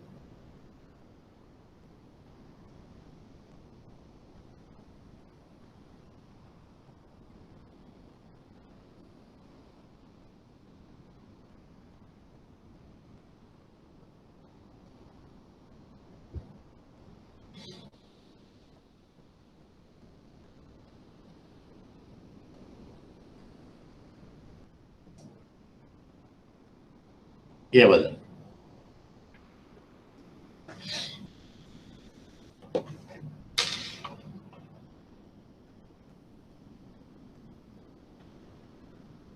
කියවද? නියමිත කාලයක් තුළදී 32 වෙනි වගන්තිය වාරික මුදල් ලබා ගැනීම හෝ නැවගත කිරීම.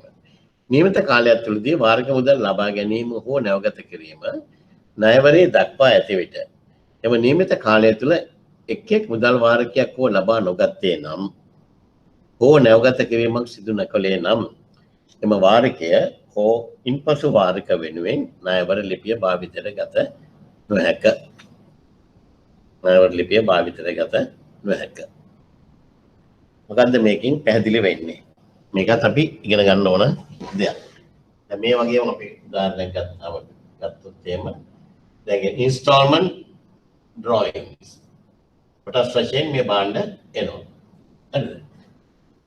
එතකොට අපිට මම මෙන්න මේ වගේ එකක් ගත්තොත් මේකත් විභාගයට ගොඩක් වෙලාට එන ප්‍රශ්නයක්යි. අපු 5ක ප්‍රශ්නයක්. අපු 5 කියන්නේ විභාගේ පාස් වෙන්නත් පුළුවන් නැතිවෙන්නත් පුළුවන්.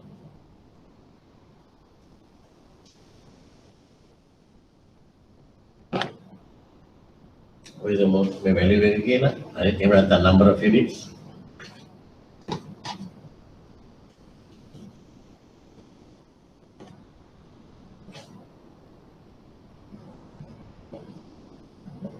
Number of units.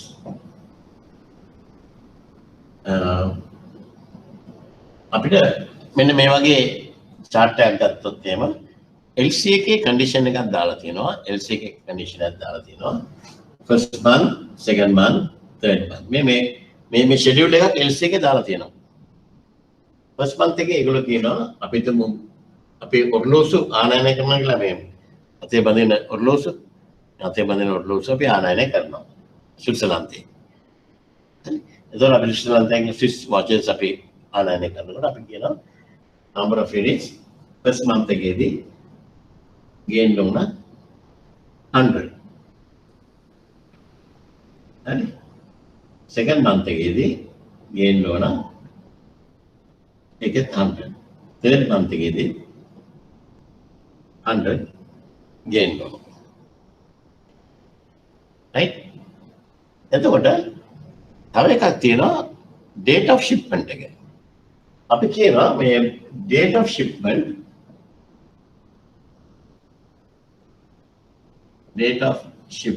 නැවගත කළ දිනය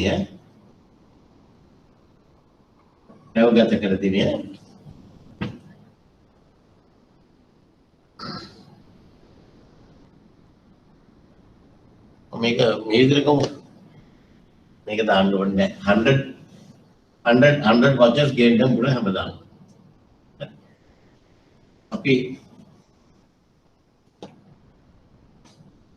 date of shipment එක අපි මේක date of shipment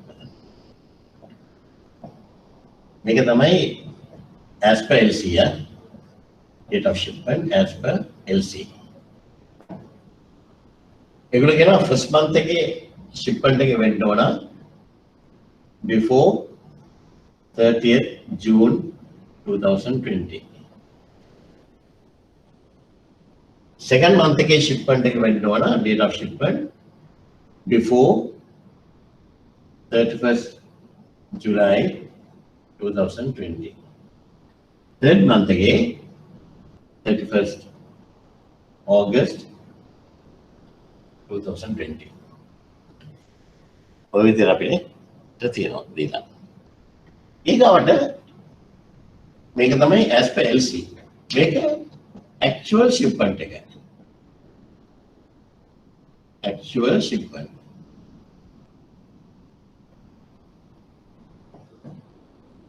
actual shipment date. Actual shipment date එක ඊගාට බලමු.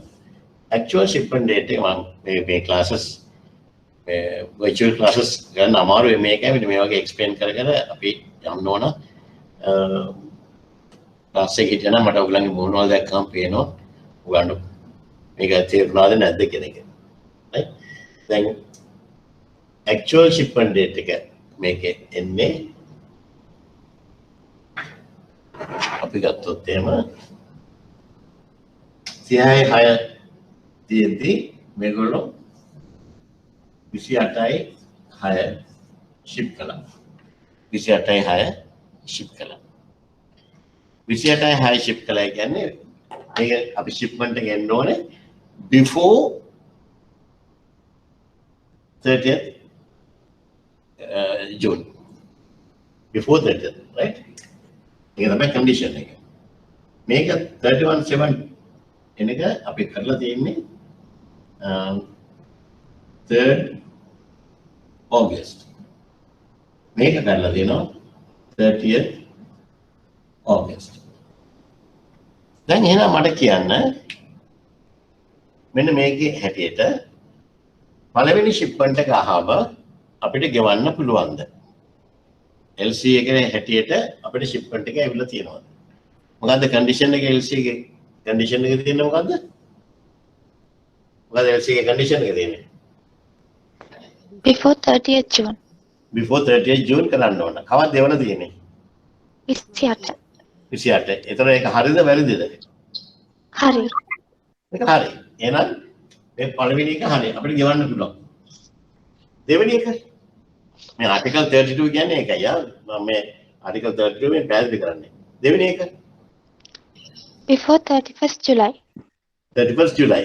කවද්ද shipment එක කරලා තියෙන්නේ? 3rd August. අගෝස්තු 3. විසිතුන? 3rd අගෝස්තු 3.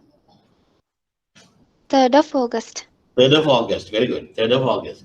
එතකොට ඒක හරිද වැරදිද? වැරදි. ඒක වැරදි. එහෙනම් ඒක discrepant document එක. ඒකට payment එකක් කරන්න බෑ. තුන්වෙනි එක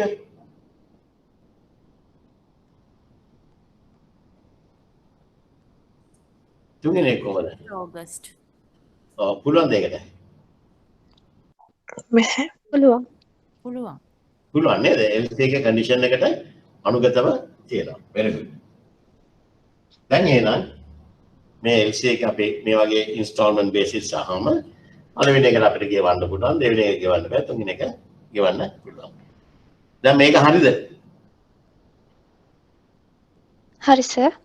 මේක හරි. සර් before 31st August කියනකොට August 31st එකට කලින් නෙමෙයිද? මොකද?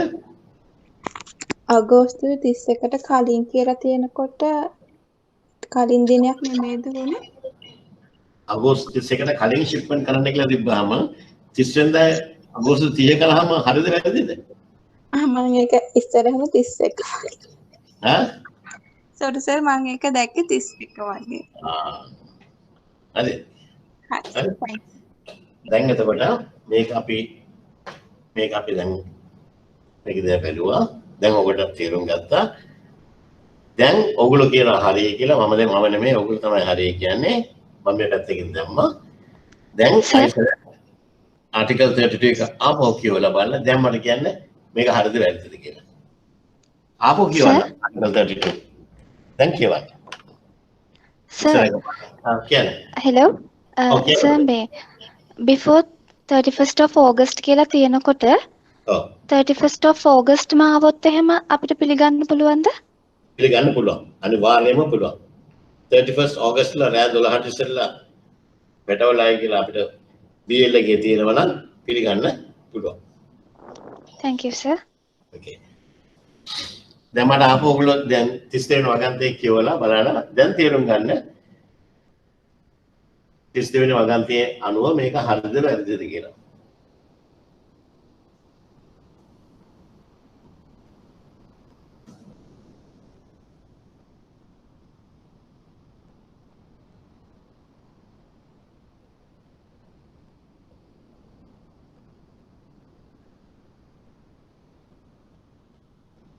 මේක LC එකක් කරලා තියෙන්නේ. ඒ LC එක අපි LC එකේ ෂෙඩියුල් එකක් දාලා තියෙනවා. shipment schedule එකක්. නැවගත කරන ෂෙඩියුල් එකක්. ඒ ෂෙඩියුල් එක හැටියට තමයි shipment එක වෙලා තියෙන්නේ. ඉතින් එහෙමනම් කීවද ආපෝසල? නියමිත කාලයක් තුළදී වාරික වශයෙන් මුදල් ලබා ගැනීම හෝ නැවගත කිරීම ණයවරේ දක්වා ඇති විට එම නියමිත කාලය තුළ එක් මුදල් වාරිකයක් හෝ ලබා නොගත්තේ නම් හෝ නැවගත කිරීමක් හෝ සිදු නොකළේ නම් එම වාරිකය හෝ ඉන්පසු වාරිකය වෙනුවෙන් ණයවර ලිපිය භාවිත කළ නොහැක. එහෙමනම් ඒ කියන්නේ මේ ෆස්ට් එක හරි සෙකන්ඩ් එක හරිද වැරදිද? වැරදි නේ. 31 වෙනිදා කලින් පටවන්න ඕන එක පටවල තියෙන්නේ ඊගව මාසේ 3 වෙනිදා. එහෙනම් ඒක වැරදි නේ. ඕක නැද්ද? ඔව්. ඒක 3 වෙනි එක හරිද වැරදිද? ඒකත් වැරදි. ඒකත් වැරදි. ඒකත් වැරදි. අන්න එතන තමයි මේ ආටිකල් 32 කියන්නේ. ඒකත් වැරදි. මේක පුතේ උගාක් වරුදු වල විභාගෙට ඇවිල්ලා තියෙනවා පාස් පේපර් සරම් බලන්න.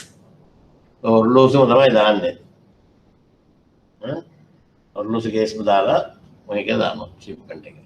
මේකත් වැරදි. ආටිකල් 32 අනුව. මේක වැරදුනොත් එතනින් එහාට මේකත් වැරදි. ඒක හරියට දැන් අපි මේ අත මෙතනින් කඩලා ගියාට පස්සේ පෙළමිටිකාවෙන් ඇක්සෙන්ට් එක කියලා කඩලා ගිහිල්ලා වෙන් වෙලා අයින් වුණා නම් ඉතින් පස්සේ ආපස්සට ගීගව මාසෙදි මේක ෆිට වෙලා යන්නේ නැහනේ. ඒ අත හැමදාම අත නැහැ. නේද? අත නැහැ. ඉතින් ඒකින්ද ඒ වගේ දෙයක් තමයි මෙතන තියෙන්නේ. නමුත් මේ ආටිකල් 32 එක අපි ඇප්ලයි කළොත් දැන් එහෙම නැත්නම් අපි කියනවා නම් revolving LC එක හරිද කියනවා subject to UCP 600 කියලා දාන්න ඕන. subject to UCP 600 කියලා දැම්මහම මෙන්න මේ clause එක එහෙනම් අඩංගුයි. එහෙමනම් අපිට පුළුවන් දාර cumulative non cumulative කරන්න බෑ. එහෙනම් LC එකේ discrepant වෙනවා. LC එකේ discrepant කරන්න බෑ. ඒකින්ද තමයි අපි කියන්නේ එන්න මේකදී අපි නෝට් එකට යන්නම් ආපහු. ඉහත අවශ්‍යතාවය UCP 600 32 වගන්තිය දැක්කට ප්‍රශ්න නගර කිරීම ණයවරයට අදාළ රීතීන්ට පටහැනිය. එබැවින් සක්‍රීය ණයවර මෙම වගන්තිය නිදහස් කර ඇත. එතකොට මෙහෙම තියෙද්දි අපි මේ revolving LC එක කරනවා නම් අපි කියන්න ඕන අපි පැහැදිලිවම කියන්න ඕන subject to UCP 600 excluding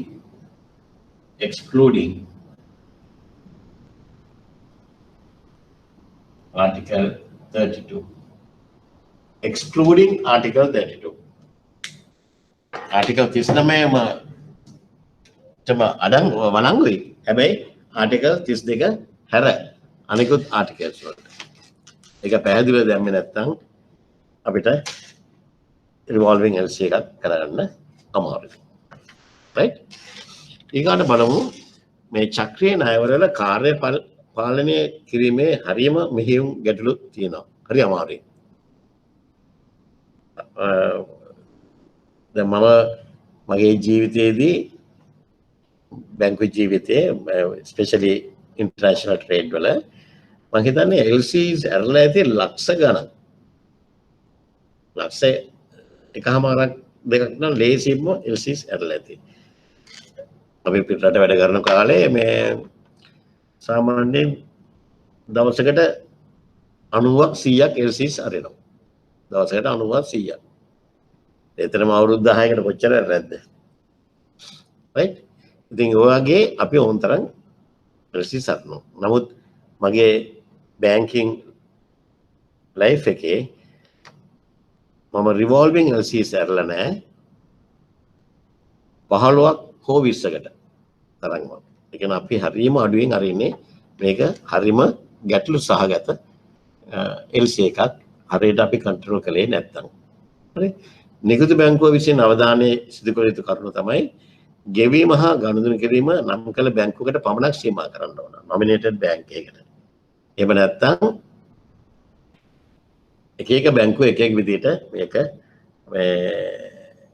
ක්‍රියාත්මක කරන්න පටන් ගන්නවා.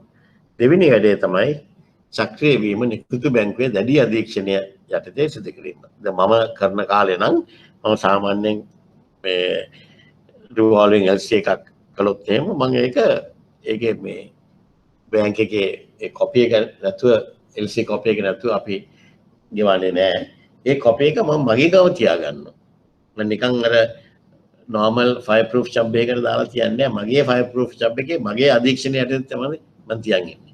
මොකද මේකට ડોකියුමන්ට්ස් ආපු ගමන් ඒගොල්ලෝ ඇවිල්ලා මගෙන් ඉල්ලන්න ඕන. එතකොට මම දන්නවා ඒ වෙලේ ඉඳන් මේක මම අධීක්ෂණය කරගෙන යනවා. මට මගේ ඔෆිසර්ස්ලා මැනේජර්ස්ලාවත් මට විශ්වාස නැහැ. ගැස්සලා ගියොත් මට ගෙදර යන්න වෙන හින්දා. ඉතින් ඒකේ හින්දා අපි හරිය පරිස්සමෙන් මේවා කරන්නේ. right. දැන් මොන හරි කාට හරි ප්‍රශ්නයක් තියෙනවා නම් කියන්නේ කාට හරි ප්‍රශ්නයක් තියෙනවා නම් කියන්නේ රිවෝල්විං LC. එහෙම නැත්නම් අපි යනවා පෙවරිය හැකි ණයවරයට. පෙවරිය හැකි ණයවර ඊගාව එක. right. මෙන්න මේක ඉතාමත්ම සුලභ දෙයක්. අපි සාමාන්‍යයෙන් LC 10ක් 15ක් දවසකට අරිනකොට දෙකක්වත් අඩු ගන්න එකක්වත් තියෙනවා. 10කට එකක් ගන්නවත් මේ ට්‍රාන්ස්ෆරබල් LCs තියෙනවා. පෙවරිය හැකි ණයවර අපි අරිනවා. සුලභ දෙයක්. right. මේකෙදි සිද්ධ වෙන දේ මම අඳලා පෙන්නන්නම්. ඔයගොල්ලෝ මාත් එක්කම අඳින්න. එහෙම නැත්නම් ඔයගොල්ලන්ට මම ඇඳලා ඉවර වුණාට පස්සේ ඇඳගන්න බැරි වෙනවා. මොකද මම මේක ඇඳලා ඉවර වෙනකොට ඔයගන්ට පෙනේවි අනිකර මකුළු දලක් වගේ මම ඉරිගහලා ඇති හැමතැනම. ඒකින්ද මාත් එක්කම මේක අඳින්න කොහමද වෙන්නේ කියන එක. right.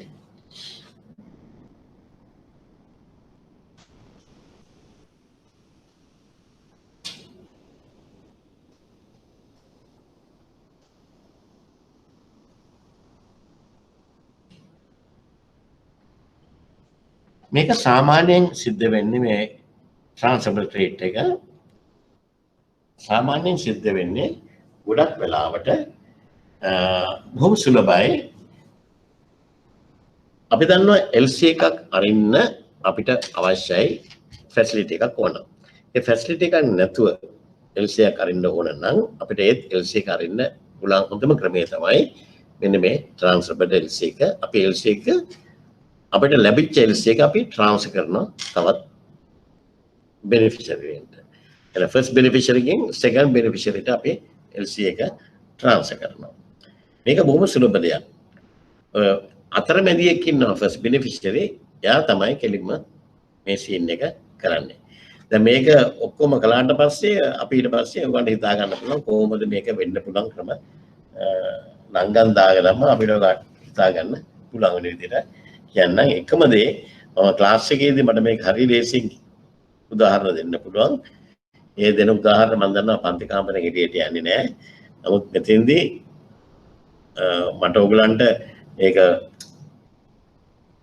කොවන්න බැරි ඒ ගන්න තියෙන ඕගලන්ගේ ඔළුවට වැටෙන්න තියෙන උදාහරණ මට මේ වගේ ප්‍රසිද්ධිය කතා කරන්න බෑ. ඒ උදාහරණ ප්‍රසිද්ධිය කතා කරොත් මට නඩු දාලා මාව උස්සන්නේ. නමුත් පන්ති කාමරේදී මම ගොඩාක් කරාට ඒවා කතා කරලා ඒ උදාහරණ කිව්වම ඔයගොල්ලෝ hina විවි ළමයි ආගෙන ඉන්නවා. මොකද ළමයි ඔක්කොම ඒ පුද්ගලයන්ව අඳුරනවා. වැඩිහිටියෙක් ළමයි අඳුරනවා පුද්ගලයන්. නම් කියනකොට දන්නා භාගයට යනකොට මෙයා මේ જાතිය කෙනෙක් කියලා. මේවා මට දැන් මෙතෙන්දී කතා කරන්න බෑ. ඒකෙන්ද මම බොහොම ඒ සීමාවල් යටතේ මම පැහැදිලි කරන්න බලන්න. මට එතනින් එහාට යන්න බෑ. මේ දෙකේ අප්සෙට් එක වෙන්නේ ඕකයි. right. දැන් අපි LC එකක් මේ ට්‍රාන්ස්ෆර් LC එක මාත් එක්කම අඳින්න නැත්නම් මෙතනින් පස්සේ බෑ. අපි මෙතන ඉන්නවා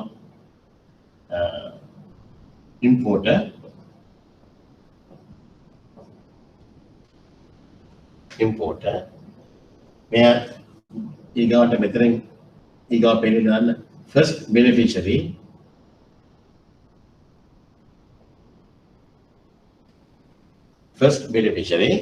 පළවෙනි අර්ථලාභියා ඊගාවට second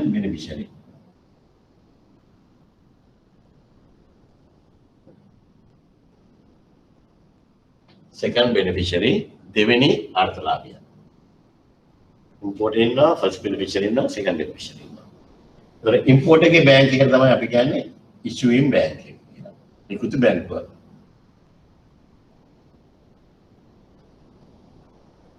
issuing bank එක. මේක first beneficiary ගේ බැංකුවට අපි කියනවා first advising bank.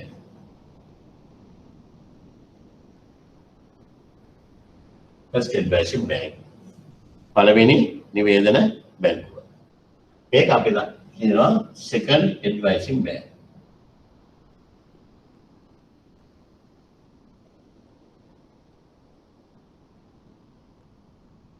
second advising bank. Then importer එක රටක first beneficiary තව රටක second beneficiary ඒ රටේම වෙන්නත් පුළුවන් වෙන රටක් වෙන්නත් පුළුවන්. ගොඩක් වෙලාවට 99%ක්ම first beneficiary second beneficiary එක රටක. first beneficiary ගේ රටේම තමයි second beneficiary තියෙන්නේ. මේකේ importer නම් කොහොමද වෙන රටක. ජාත්‍යන්තර වෙළඳාම් කියන්නේ ඒකනේ. දැන් එතකොට දැන් ඔන්න පටන් ගමු අපේ මකුළු දල කියන්න. importer issue bank එකට ඇවිල්ලා LC application මේ පළවෙනි එක නම්බර 1 LC application.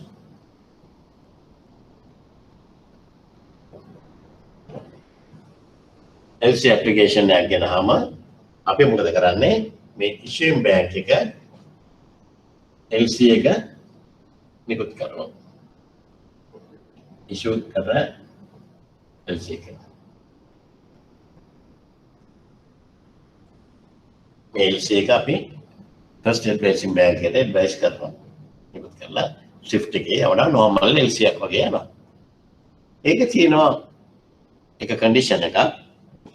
right? අර උගල ගාව දැන් articles ටික තියෙනවා නම් article 38 එකට පැටලලා ගන්න. article 38 ඒක පැටලගෙන ඒක තියෙන හොඳ විස්තරයක් අපි පස්සේ කියවලා ගමු. ඒ first advising bank එකට පළවෙනි නිවේදන බැංකුවට මේක මේ LC එක මේ කරනවා. මේ LC එක condition එකක් දාන්න ඕන. ඒක පැවරිය හැක transferable කියන වචනේ තියෙනවා. transferable කියන වචනේ තියෙනවා. ඉන්න තියෙන LC එකක් තමයි අපි transferable LC එක කියලා කියන්නේ. පැවරිය හැකි නෑවනේ.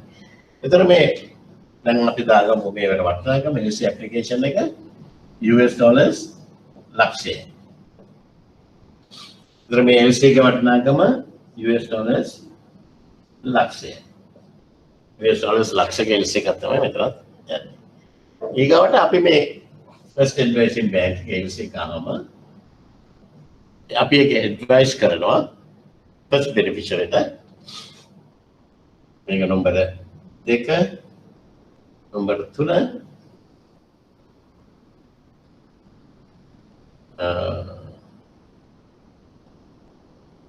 US dollars ලක්ෂයක LC එක අපි advise කරනවා. advice. right? ඒකම දැන් මේක ඇවිල්ලා තියෙනවා අපි ඉල්ලලා තියෙනවා මේ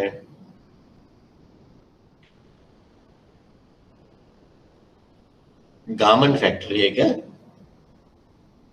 මේ trousers ඒ කියන්නේ මේ කලිසම් 10000ක order එකක්. කලිසම් 10000ක order එකක් කරලා තින්නේ. ඒ කලිසම් 10 order එක අහම මේ මැද ඉන්න එක්කෙනා මේ first beneficiary අතරමැදියා එයා එන intermediary party එක අතරමැදියා එයා ගාව මුකුත් නැහැ. එයා තමයි manufacturer.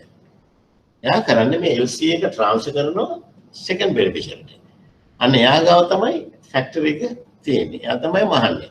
මේක ගොඩාක් ඔය garment field එකේ එනවා. මම දන්නවා හොඳටම මේ එංගලන්තේ තියෙන Marks and Spencer වගේ ලොකු ශාප් වලට Harrods Marks and Spencer වගේ ශාප් වලට ලංකාවෙන් ගොඩක් ඇඟලුම් යවනවා. යවන්නේ branded mass වගේ ලොකු companies වලින් යන්නේ. ඒගොල්ලෝ තමයි මේ first beneficiary ට ඉන්නේ. එහෙම ඉඳලා ඒගොල්ලෝ අර අපි හිතමු පන්නල කුරුණෑගල එහෙම නැත්නම් කැකිරාවේ තිස්ස මහරාමේ දෙයයන්ත කණ්ඩියේ තියෙන garment factories වලට මේ orders බාර දෙනවා. එතකොට මේ second beneficiaries ලා එක්කෙනෙක් වෙන්නත් පුළුවන් රාශියක් වෙන්නත් පුළුවන්. second beneficiary රාශියක් වෙන්නත් පුළුවන්. එතකොට මේ companies වල මේගොල්ලෝ මේ orders බාර දෙනවා. මේ orders බාර දුන්නාම දැන් ඒගොල්ලෝ තමයි ඒක නිෂ්පාදනය කරන්නේ. නිෂ්පාදනය කරලා යවන්නේ. හැබැයි මේ order එක යනකොට මේගොල්ලන්ට මේ order එක ආවේ කලිසම් 10000කට trousers 10000කට 100,000 තමයි ආවේ order එක. නමුත් දැන් මේගොල්ලෝ මෙහාට දෙනකොට ඒගොල්ලෝ අර කලිසම් 10000යි trousers 10000යි. හැබැයි ඒකේ value එක අඩු කරනවා 80,000 කියලා. මෙයාට දෙන්නේ අඩු ගානකට. එයා අඩු ගානට එක නිෂ්පාදනය කරලා දෙන්න ඕන. quantity එක එකමයි value එක අඩු කරලා දෙනවා. එතන මෙයා මේ එයාගේ බෑන්ඩ් කොට කියනවා instructions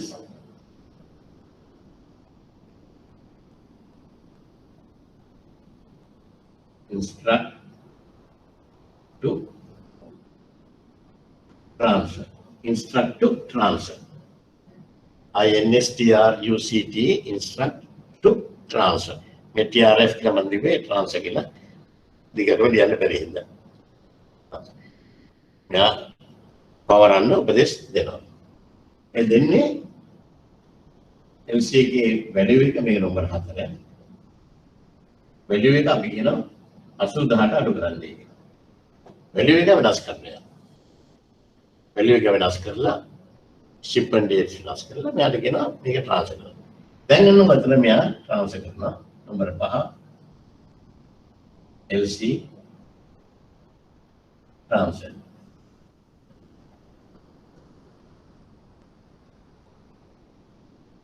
LC transfer. LC එක අපි transfer කරනවා. right?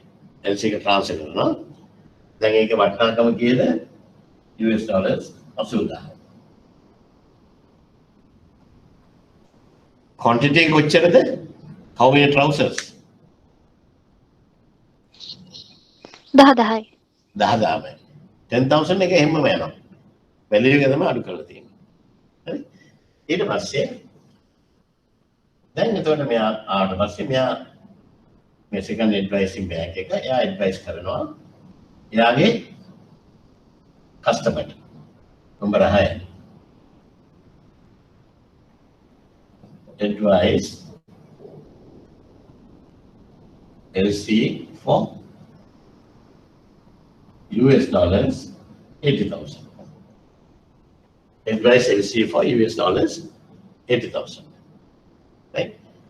දැන් බලන්න මේ දැන්ටත් මේක මාත් එක්ක ලියා නොගත්තා නම් දැන්ටත් උගන්ට අවුලක් වෙලා ඇති මොලේ පොඩ්ඩක් කචර වේගෙන යනවා. ඊට කලින් මේ දැම්මම ලියාගන්න. දැන් එතන මෙයාට second beneficiary අපි advice කළා. දැන් second beneficiary මේක නිෂ්පාදනය කරලා එළියම එවනවා නම්බර 7 මේ බාණ්ඩ ටික goods ටික මේ LC ගේ conditions අනුව බාණ්ඩ නිෂ්පාදනය කරලා goods එවනවා කොහටද ෂිප් කරනවා කෙලින්ම ඉම්පෝට් එකට. හරි? කෙලින්ම ඉම්පෝට් එකට ෂිප් කරනවා. එතකොට කෙලින්ම ඉම්පෝට් එකට ෂිප් කරාට පස්සේ මෙයා දෙනවා අට ඒ අදාළ ඩොකියුමන්ට්ස් මෙයාට දෙනවා. එයාගේ බැංකුවට දෙනවා. ඒ ඩොකියුමන්ට් වල වටිනාකම කීයක්ද වෙන්න ඕනේ? US dollars ලක්ෂද 80ද?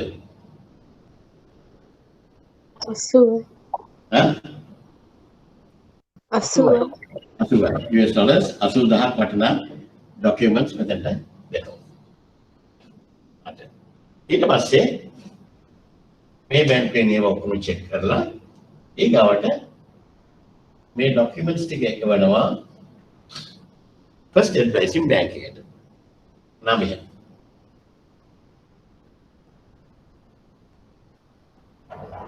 Documents first ඇඩ්වයිසින් bank එකට එවනවා. ෆස්ට් ඇඩ්වයිසින් බැංක් එකට එවුවාම ෆස්ට් ඇඩ්වයිසින් බැංක් එකෙන් දැන් මේ ඩොකියුමන්ට්ස් ටික ආවට පස්සේ ඒක අපි මේගොල්ලන්ට කියනවා මේ ෆස්ට් බෙනිෆිෂරි කියනවා ඔන්න දැන් ඩොකියුමන්ට් එකක් ඇවිල්ලා තියෙනවා මේකේ ට්‍රාන්ස්ෆර් ගෲප් LC එකේ ඩොකියුමන්ට්ස් ඇවිල්ලා තියෙනවා ඒ ඩොකියුමන්ට්ස් වල තියෙනවා bill of exchange එකක් 80000කට එතන ඉන්වොයිස් එක තියෙන 80000කට අනිත් ඒවා ඉතින් ප්‍රශ්න නැහැ bill of lading එකේම ඔක්කොම මේ ෂිප් කරලා තියෙන්නේ අනිත් ඒවා හරියි මේ විතරේ තියෙනවා කියලා. දැන් මෙයා කරන්න වැඩි ෆස්ට් බෙනිෆිෂරි මේ ඩොකියුමන්ට්ස් ටික. දැන් මේකේ සිස්ටම් එක එකයි. මේ ෆස්ට් ඇඩ්වයිසින් බැංක් එකට කියනවා ඔහොම තියාගන්න කියලා. එයා මේ ඩොකියුමන්ට් එකේ ඩ්‍රාෆ්ට් එක එනතන bill of exchange එක වෙනස් කරනවා 80000 තියෙන bill of exchange එක වෙනස් කරනවා ලක්ෂයකට. ඒකට මොකද කොමර්ෂල් ඉන්වොයිස් එක මේ අලුතෙන් ටයිප් කරනවා. මේ අලුතෙන් කොමර්ෂල් ඉන්වොයිස් එක ටයිප් කරලා ඒක හදනවා ලක්ෂයකට. මේ bill of exchange එකයි කොමර්ෂල් ඉන්වොයිස් එකයි ලක්ෂයකට හදනවා. හදලා අනිත් ඩොකියුමන්ට්ස් එක්ක යවනවා මෙහාට. අනිත් ඩොකියුමන්ට්ස් එක්ක මෙහාට යවනවා. 9 10 මේ ඩොකියුමන්ට්ස් කියනවා. දැන් එන ඩොකියුමන්ට්ස් වල වටිනාකම කීයද? එතනින් 80000ට ආපු ඩොකියුමන්ට්ස් වලට දැන් මොකද වෙලා තින්නේ? දැන් ඒක මෙහාට ලක්ෂයක් කරා යනවා. US dollars ලක්ෂයක ඩොකියුමන්ට්. හරි. එයාම මේ ඉෂුම් බැංක් එක ඉම්පෝර්ටර් කියන නමෙන් ඩොකියුමන්ට් එක ඇවිල්ලා තියෙනවා කියලා. එතකොට ඉම්පෝර්ට් ඇවිල්ලා පේ කරනවා 11. පේ කළාම අපි දෙනවා මෙයාට 12 ඩොකියුමන්ට්ස් ටික. මෙයා පේ කළාම අපි යට ඩොකියුමන්ට්ස් ටික දෙනවා. ඊට පස්සේ ඩොකියුමන්ට් එකේ තියෙනවා bill of exchange එක මේ bill of lading එක ඒකත් අරගෙන මෙයා හාබර් එකට ගිහිල්ලා බට්ටේ ක්ලියර් කරනවා. දැන් බට්ටේ ක්ලියර් කරනවා. මේ සල්ලිත් ඇවිල්ලා. දැන් අපි කරන්නේ මේ සල්ලි අපේ charges අරගෙන අපි මේ 13 අපි US dollars ඔයිස්ටන් ගත්ත නැහැ කියලා මම හිතුවා ලක්ෂයක් අපි දැන් යවනවා ඇඩ්වයිසින් බැංක් එකට.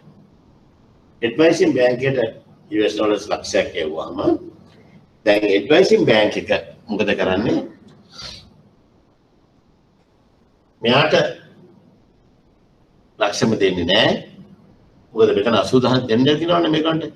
80000 දෙන්න තියෙන හින්දා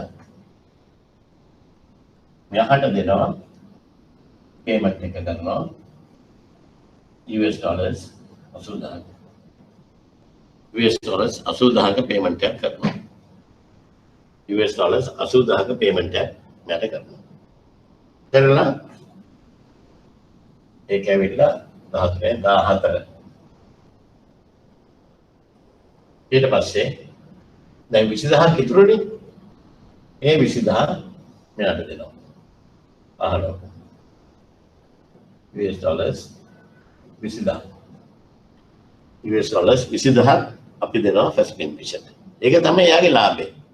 එයා කිසිම දෙයක් නොකර කිසිම දෙයක් කරන්නේ නැතුව එයා කරන්නේ මෙතන ඉඳගෙන මේක මෙහාට ට්‍රාන්ස්ෆර් කරන්න කොලයක් ගහලා ඒක ඉන්ස්ට්‍රක්ෂන් දුන්නා.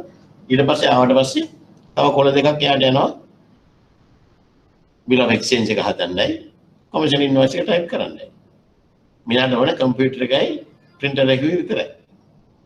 එකම $20,000 clean profit එක. මෙයාට දෙනවා ගියාම මේගොල්ලෝ මෙතනින් අපි තුමු 15 16 payment එක කරනවා US dollars 80,000. දැන් බලන්න. දැන් ඉතින් ඉවරයි.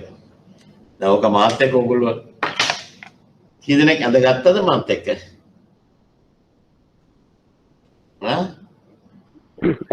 ඇඳගත්ත නේ? නැති වුණොත් නම් පුතේ sorry මට කරන්න දෙයක් නම් නෑ. හරිද? ක්ලාස් එකේ නම් මේක වෙන දඟලන්න පුළුවන්. නමුත් ඔයගොල්ලෝ ක්ලාස් එකේ තියෙන අමාරුකම් තියෙන මේවා. ඒක න මාත් එක්ක මම යමක් කිව්වම මාත් එක්කම යන්න. ඒක ගියොත් ඔයගොල්ලන්ට ගොඩ යන්න පුළුවන්. දැන් කෙලින්ම හිතන්න බලන්න කොච්චර complicated නෑ ලේසි වැඩක්. දැන් මෙතන මේ අතරමැදියා first beneficiary මොන වගේ පුද්ගලයෙක්ද? එයාට contacts තියෙනවා. එයාට බොහොම හොඳ contacts තියෙනවා. ඔයාට මට නැති contacts තියෙනවා. ඒකින්ද එයාට පුළුවන් අර import එකෙන් order එක අරගෙන මේක කරගෙන යන්න. import එකෙන් order එක කරගෙන යන්න පුළුවන්. නමුත් එයාට contacts තිබ්බට එයා manufacturing කරන්නේ නැහැ. මිනිහට මේසික පුටුවක විතරයි ඕනේ. එයා කරන්නේ එයාගේ ඊගාව contacts තියෙනවා ඒ රටේ. ඒගොල්ලන්ට කතා කරලා අර මේ LC එක ට්‍රාන්ස්ෆර් කරනවා ඔයගොල්ලෝ කරන්නේ කියලා. මේ මිනිස්සයාට මේ second beneficiaryට contacts නැහැ. ඉතින් ඒකින්ද එයාට හම්බ වෙන අඩු ගාණ එකෙන් එයාට සැනසෙන්න වෙනවා. එයාට ලාභයක් තියෙනවා. නමුත් first beneficiaryට කිසිම කතාවක් නැතුව මේ තියෙනවා $20,000ක ලාභය. ඒ වගේ කට්ටියට තමයි ඉතින් ඕන තරම් සල්ලි වීදම් කරලා ඕන විදිහට මේ ස්පෙන්ඩ් කරන්න පුළුවන්, විනෝද වෙන්න පුළුවන්, ක්ලබ්ස් යන්න පුළුවන්, නයිට් ක්ලබ්ස් යන්න පුළුවන් ඕනයක්. එයි පඩි ගෙවන්නේ කියලාද? ලේබර් ඉෂුස්ද? EPF ETFද? බඩු ගේන්නද? අමුද්‍රව්‍ය වල මේකන්නද? වෙයා හවුස් එකක් ඕනද? ෆැක්ටරි එකක් ඕනද? ලයිට් බිල් ගෙවන්නද? වතුර බිල් ගෙවන්නද? මොකුත්ම නැහැ. ඒ ඔක්කොම කරලා මේ මනුස්සයට හම්බ වෙන 80000යි. එයාට නිකම්ම නිකන් ඉඳලා 20000යි. රයිට්? ඔන්න ඔය වගේ තමයි ට්‍රාන්ස්ෆර් බෙනිෆිට් එක ක්‍රියාත්මක වෙන්නේ. රයිට්? ඔක පැහැදිලි නේ? හරි. දැන් අපි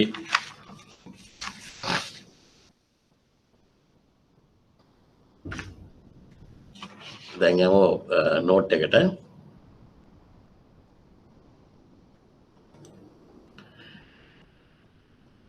මෙහිදී ආනයනකරු නියම අපනයනකරුගෙන් රහසිගතව තබාගත හැකියි. දැන් මේ ෆස්ට් බෙනිෆිෂරිට පුළුවන් මේ සෙකන්ඩ් බෙනිෆිෂරි ගෙන් මේ ඔක්කොම දැනගන්න පුළුවන් වෙන්නේ අපිට මේ ඉන්වොයිස් එකෙන් ඔක්කොම යාගේ ඇඩ්‍රස් ඔක්කොම නමුත් ඒක ඔක්කොම වෙනස් වෙලා අර වෙනස් කරනවා. ඒතර නියම අපනයනකරු සෙකන්ඩ් එක නා වුණාට යාව රහසිගත තියන්න බෑ. ගොඩාක් රහසිගත තියන්න බෑ. හේතුව BL එක හදනකොට BL එකේ shipper එනවා කවුද කියලා අපි දැනගන්නවා. හැබැයි එහෙම වුණත් අර import කැමති first එකනාගෙන් ගන්න මේක මේ විදිහට යන්න මොකද හේතුව එයා second එකනව දන්නේම නැහැ. ඉතින් ඒකෙන් හින්දා එයාට විශ්වාසයක් ඕන. එයාට විශ්වාස දෙන first එකනත් එක්ක first එකනා ඒ දුවලා මේ දුවලා අර කම්පැනිස් වලට එයාගේ රටේ තියෙන කම්පැනි ගන්නේ. ඒ විදිහලා ඒ quality control කරලා ඒක දෙනවා. right? පළමු ණයවරය පැවරිය හැකි ණයවරය ලෙස නම් කරනවා. transferable LC කියලා. පැවරිය හැකි ණයවරය හා පැවරූ ණයවරය transferred LC එකේ වටිනාකමේ වෙනස අතරමැදියගේ ලාභය වෙනවා. හරිනේ? පැවරිය හැකි ණයවරයේ වටිනාකම 100යි පැවරූ ණයවරයේ වටිනාකම 80යි ඒ දෙකේ වෙනස අතරමැදියගේ ලාභය 20. පැහැදිලිනේ? right. පැවරිය හැකි ණයවර පාලනය වන්නේ UCP 600 38 වෙනි වගන්තිය අනුව. හරිද? දැන් 38 වෙනි වගන්තිය කියන එකේ තාමත්ම වැදගත් හැම අවුරුද්දකම වගේ එක ප්‍රශ්නයක් එනවාමයි. ඒකින්ද මේ ආටිකල් එක හොඳට කියවන්න ඕන. හරි? එතකොට පැවරිය හැකි ණයවරයක් කියනවා පැවරිය හැක transferable යනුවෙන් විශේෂයෙන් සඳහන් කර ඇති ණයවරයක්. ආටිකල් 38B කියලා බලන්න. දැන් කියවන්න කියන්නේ ගෙදර අද ගිය ගමන් sorry ඔයගොල්ලෝ ගිය ගමන් නෙමෙයි ඔයගොල්ලෝ ගෙදර ඉන්නවා මට ගෙදර යන්න වෙන්නේ right ඔයගොල්ලෝ ගෙවල් වල ඉන්න කට්ටිය නේද මේකෙන් පස්සේ මේක සම්පූර්ණයෙන්ම කියවලා මේක අඟ මේ පියවරෙන් පියවර තේරුම් ගන්න බලන්න අර්ථලාභියාගේ අනපරිදි අර්ථලාභය කියන්නේ පළවෙනි අර්ථලාභියා පැවරිය හැකි ණයවරයක් සම්පූර්ණයෙන් හෝ කොටස් වශයෙන් හෝ කොටසක් දෙවෙනි අර්ථලාභයකට පැවරන්න පුළුවන්. මේක සම්පූර්ණ එක පවරන්නත් පුළුවන් කොටසක් පවරන්නත් පුළුවන්. ලක්ෂෙන් කොටසක් දෙන්නත් පුළුවන්. මොකද සමහර අය ඉන්න එයාට කම්පැනි එකක් තියෙනවා. එයාට ෆැක්ටරි එකක් තියෙනවා. ඒකින්ද ඒ වගේම එකකට වඩා වැඩි සෙකන්ඩ් බෙනිෆිෂරිස්ලා වෙන්නත් පුළුවන්. හැබැයි ඒක කියනවා මුල් ණයවරේ කොටස් වශයෙන් නැවත කිරීමට අවකාශයක් නම් එය දෙවන අර්ථලාභී එක අයෙකුට වඩා වැඩි දිනකට පැවරන්න පුළුවන්. හැබැයි පවරා ඇති ණයවරයක් දෙවන අර්ථලාභියාගේ ඉල්ලීම මත දෙවන අර්ථලාභියකට පැවරිය නැහැ. ඒ කියන්නේ මේ සෙකන්ඩ් බෙනිෆිෂරි බෑ තර්ඩ් බෙනිෆිෂරි කෙනෙක්ට පවරන්න. එතනින් ඉවරයි. ෆස්ට් එකනා සෙකන්ඩ් එකනට හෝ සෙකන්ඩ් යාය ගොඩකට පවරන්න පුළුවන්. නමුත් සෙකන්ඩ් අයට බෑ තර්ඩ් එකකට පවරන්න. පැවරිය හැකි ණයවරයක පළවෙනි අර්ථලාභියා දෙවෙනි අර්ථලාභියාට පවරන විට වෙනස් කළ හැක්කේ පහත සඳහන් කරුණු පමණි. දැන් මෙතන අපි කිව්වා දැන් පළවෙනි එක්කෙනා දෙවෙනි එක්කෙනාට පවරනකොට වෙනස් කරන්න පුළුවන් කරුණු තියෙන්නේ 5යි. අපි හිතමු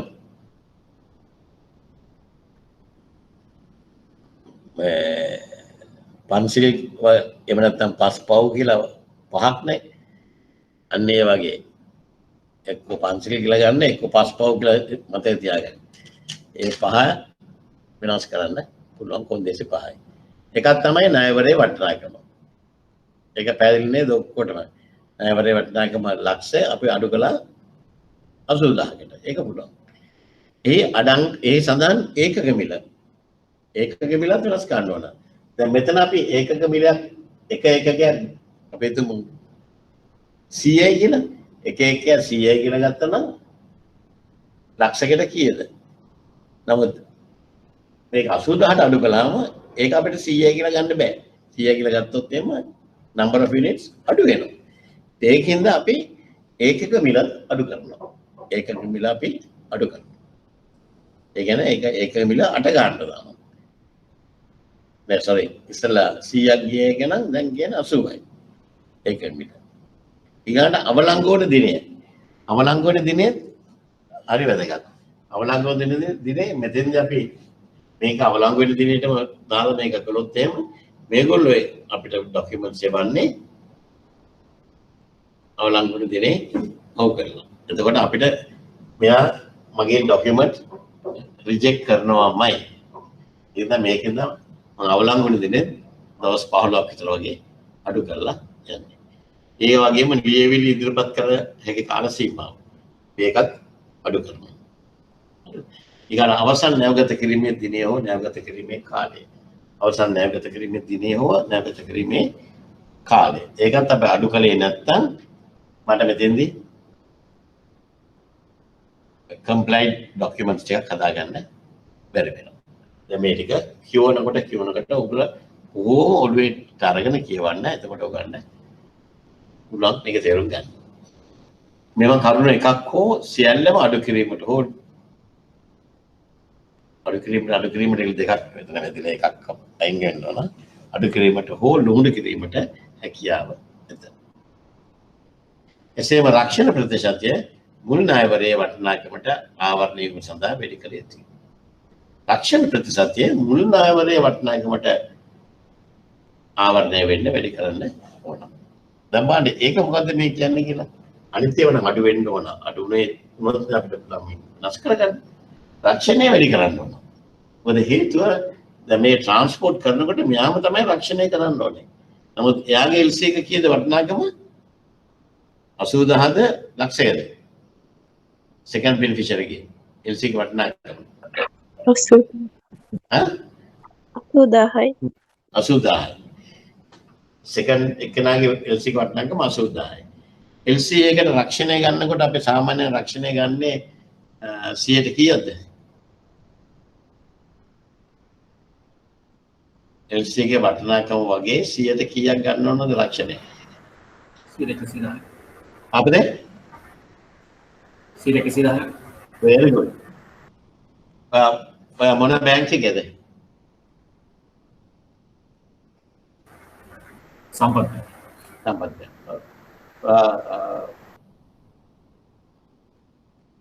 මේ පුතාලා මට දකින්න නැතුව හරි දුකයි දැන්. අපි දැක්කම අපි කතා කරලා ගන්න පුළුවන් දැන් ඔයගොල්ලන් ඔය වගේ ප්‍රශ්නට උත්තර දීගෙන යනකොට අපිට ලේසි ඉගෙන ගන්න. අනික මේ බය නැතුව කතා කරන්න. රූපය දකින්නෙත් නැහැනේ. රූපය දකින්න තිබුණා නම් ඉස්තර. හරි. දැන් එතකොට 110ක් ඕනේ. එහෙමනම් දැන් කියන්න බලන්න ඒ පුතාට තමයි ලේසියෙන් උත්තර දෙන්න පුළුවන්. මොකද පුතේ වාගේ නම?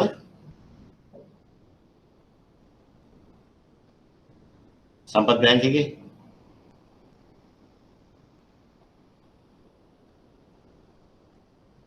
සම්පත් බැංක් මියුට් වුණාද? උත්තර දුන්නේ කියලා. එහෙම නැත්නම් නම කියන්න අකමැතිද? හරි. මාව ඇහෙනවද? ඔව්ද නැද්ද? මාව ඇහෙනවද නැද්ද?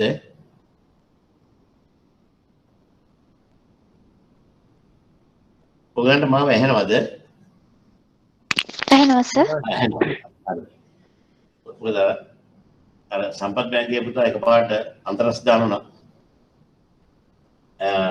එතකොට මෙතන 80000ක LC එකට කීයද ඉන්ෂුරන්ස් එක වෙන්නේ? 110ක් නම් US ඩොලර්ස් කීයක ඉන්ෂුරන්ස් එක ගන්න ඕනද?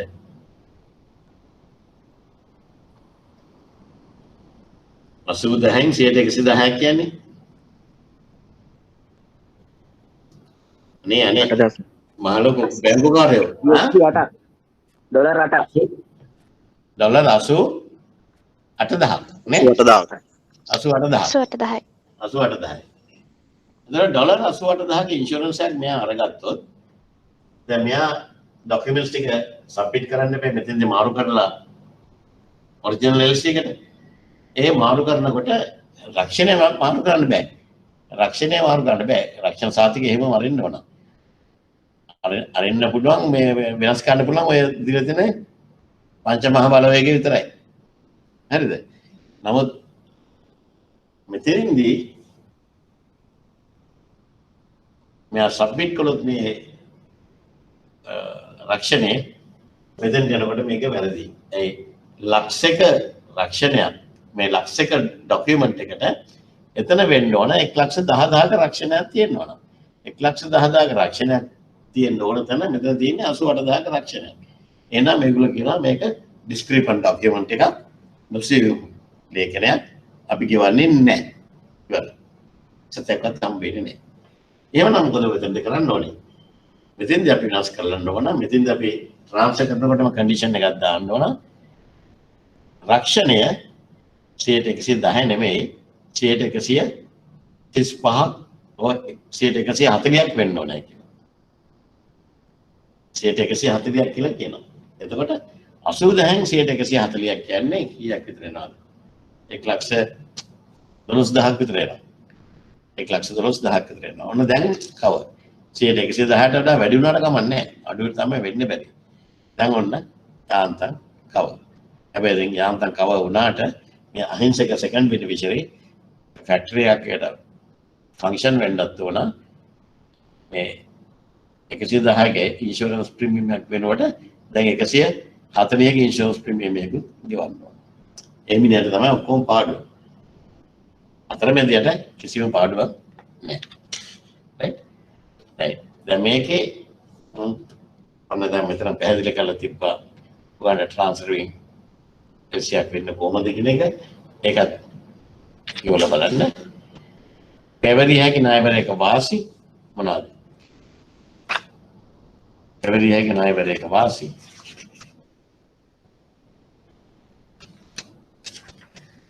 දෙවන අර්ථලාභියාට පළවෙනි අර්ථලාභියාගේ සැපයුම්කට සලේකන ණයවරයක ආවරණය ලැබීම.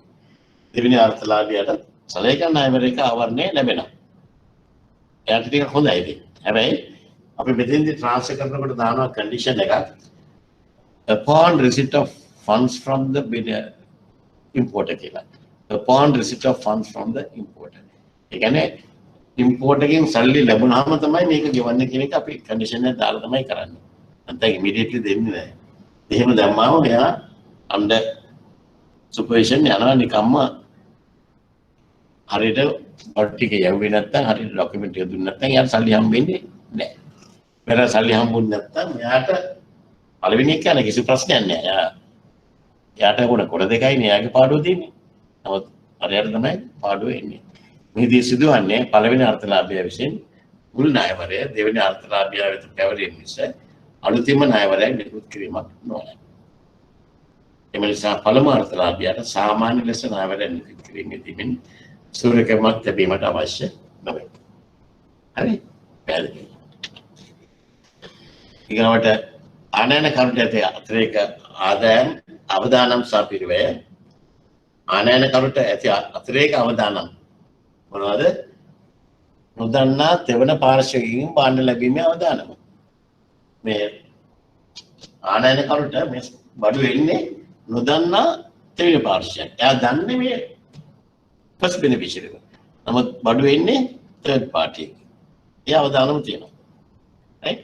ඊගාට පාර්ශ්වයන් රැසක පිළියෙල කිරීම සහ පරීක්ෂා කිරීම සිදුවන නිසා වැරදි සිදුවීමේ සම්භාවිතාව වැඩි වෙනවා. ඒ දෙපාරක් ડોකියුමන්ට්ස් හදාද ගන්න බෑ. ඒක වැරදි සිදුවීමේ සම්භාවිතාව වැඩි වෙනවා. ඊගාට දෙන්නේ වංචා සිදුවීමේ අවස්ථාවල් වැඩි වෙනවා. වංචාවල් වෙන්න පුළුවන්. right?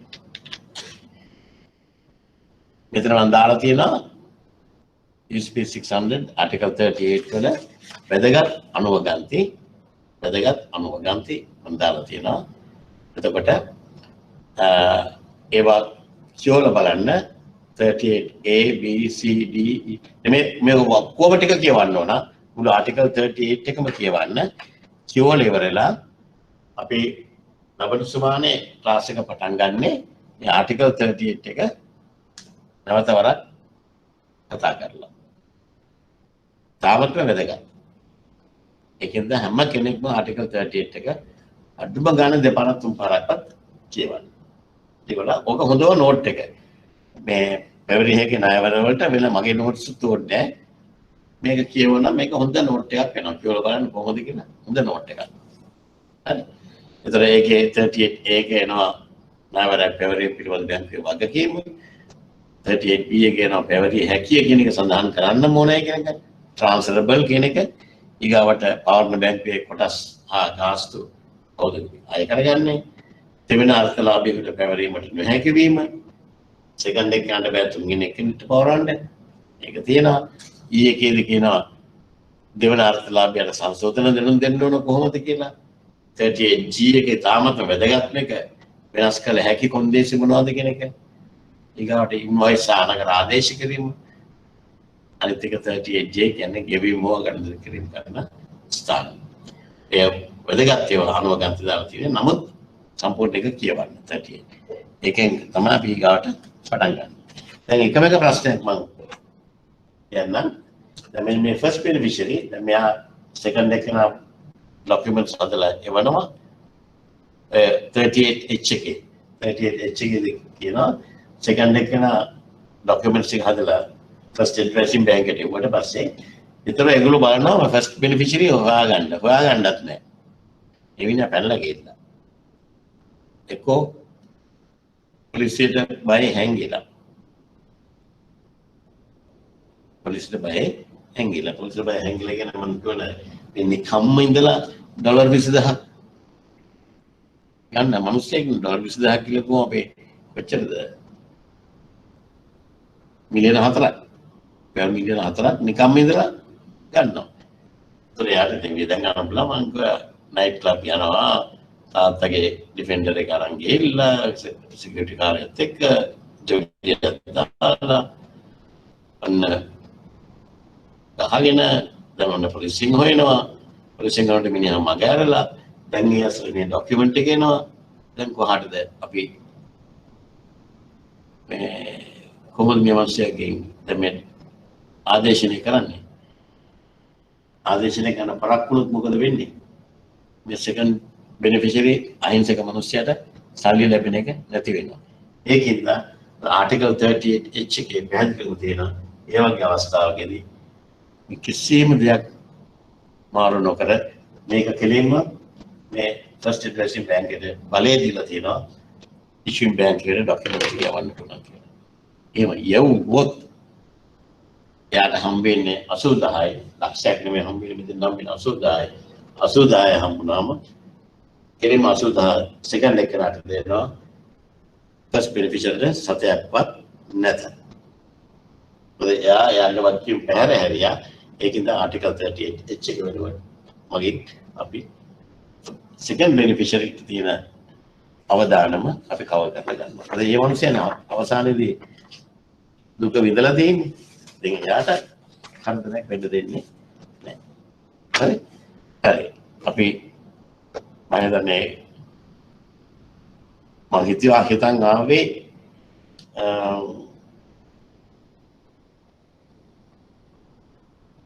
පසුකසන අයවැල් ලිපියත් කියව පුළුවන් වෙයි කියලා. දැන් ඔයගොල්ලෝ ගාව මේක විස්තර තියෙන හින්දා කරුණා කරලා පසුකසන අයවැල් ලිපියත් තියෙන ටික කියවලා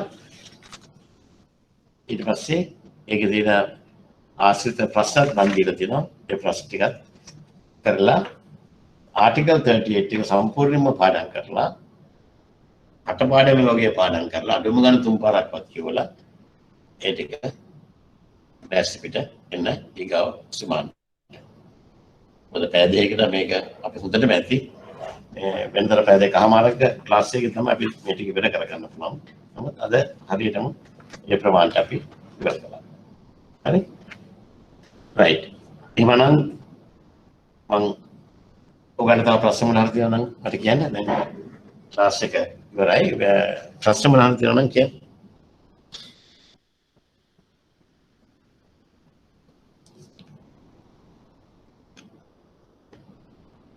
කතා කරමු.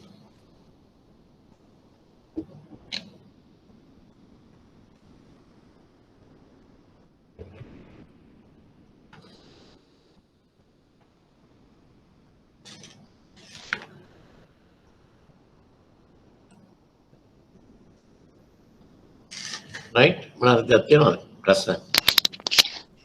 සර් මේ පැවරිය හැකි ණයවර ලිපිවල process එක දැන් සර් බෝඩ් එකේ ඇඳලා තියෙනවනේ. ඔව්. එතකොට අපේ මේ අපි කරපු දැන් මේ USD ලක්ෂයක ගණදෙනුවක් නේ කරේ. ඒකෙන් 80000ක් ගියා second beneficiaryට. 20000ක් first එක්කෙනාට ගියා මේ ලක්ෂය අපි ගෙවලා ඉවර කරානේ. ඊට පස්සේ දැන් මේ ගණදෙනුවට සම්බන්ධ වෙන issuing bank එකටයි advising banks දෙකටයි ආදායමක් විදියට ලැබෙන්නේ bank charges වලින්ද සර්? bank charges වලින් තමයි ආදායමක් විතර ලැබෙන්නේ. very good question and you have given the correct answer. මොකද්ද දුගේ නම මොකද්ද? දිල්කි. මොකද්ද bank එක? Dilki. Pan Asia. very good. ඔයාම ප්‍රශ්න Thank you කිව්වා. sir. උත්තර කිව්වා බොහොම හොඳයි. ඒගොල්ලන්ට හම්බෙන්නේ ඒගොල්ලන් කමිෂන් එක. අන්න ඒ වගේ ප්‍රශ්න අහන්න. උත්තරේ මම දෙන්නම්. නමුත් මේකේ දුවම උත්තරේ දුන්නා. right. Thank you, sir. right. තව කවුද ඉන්නේ? තව කාටද ප්‍රශ්න තියෙන්නේ?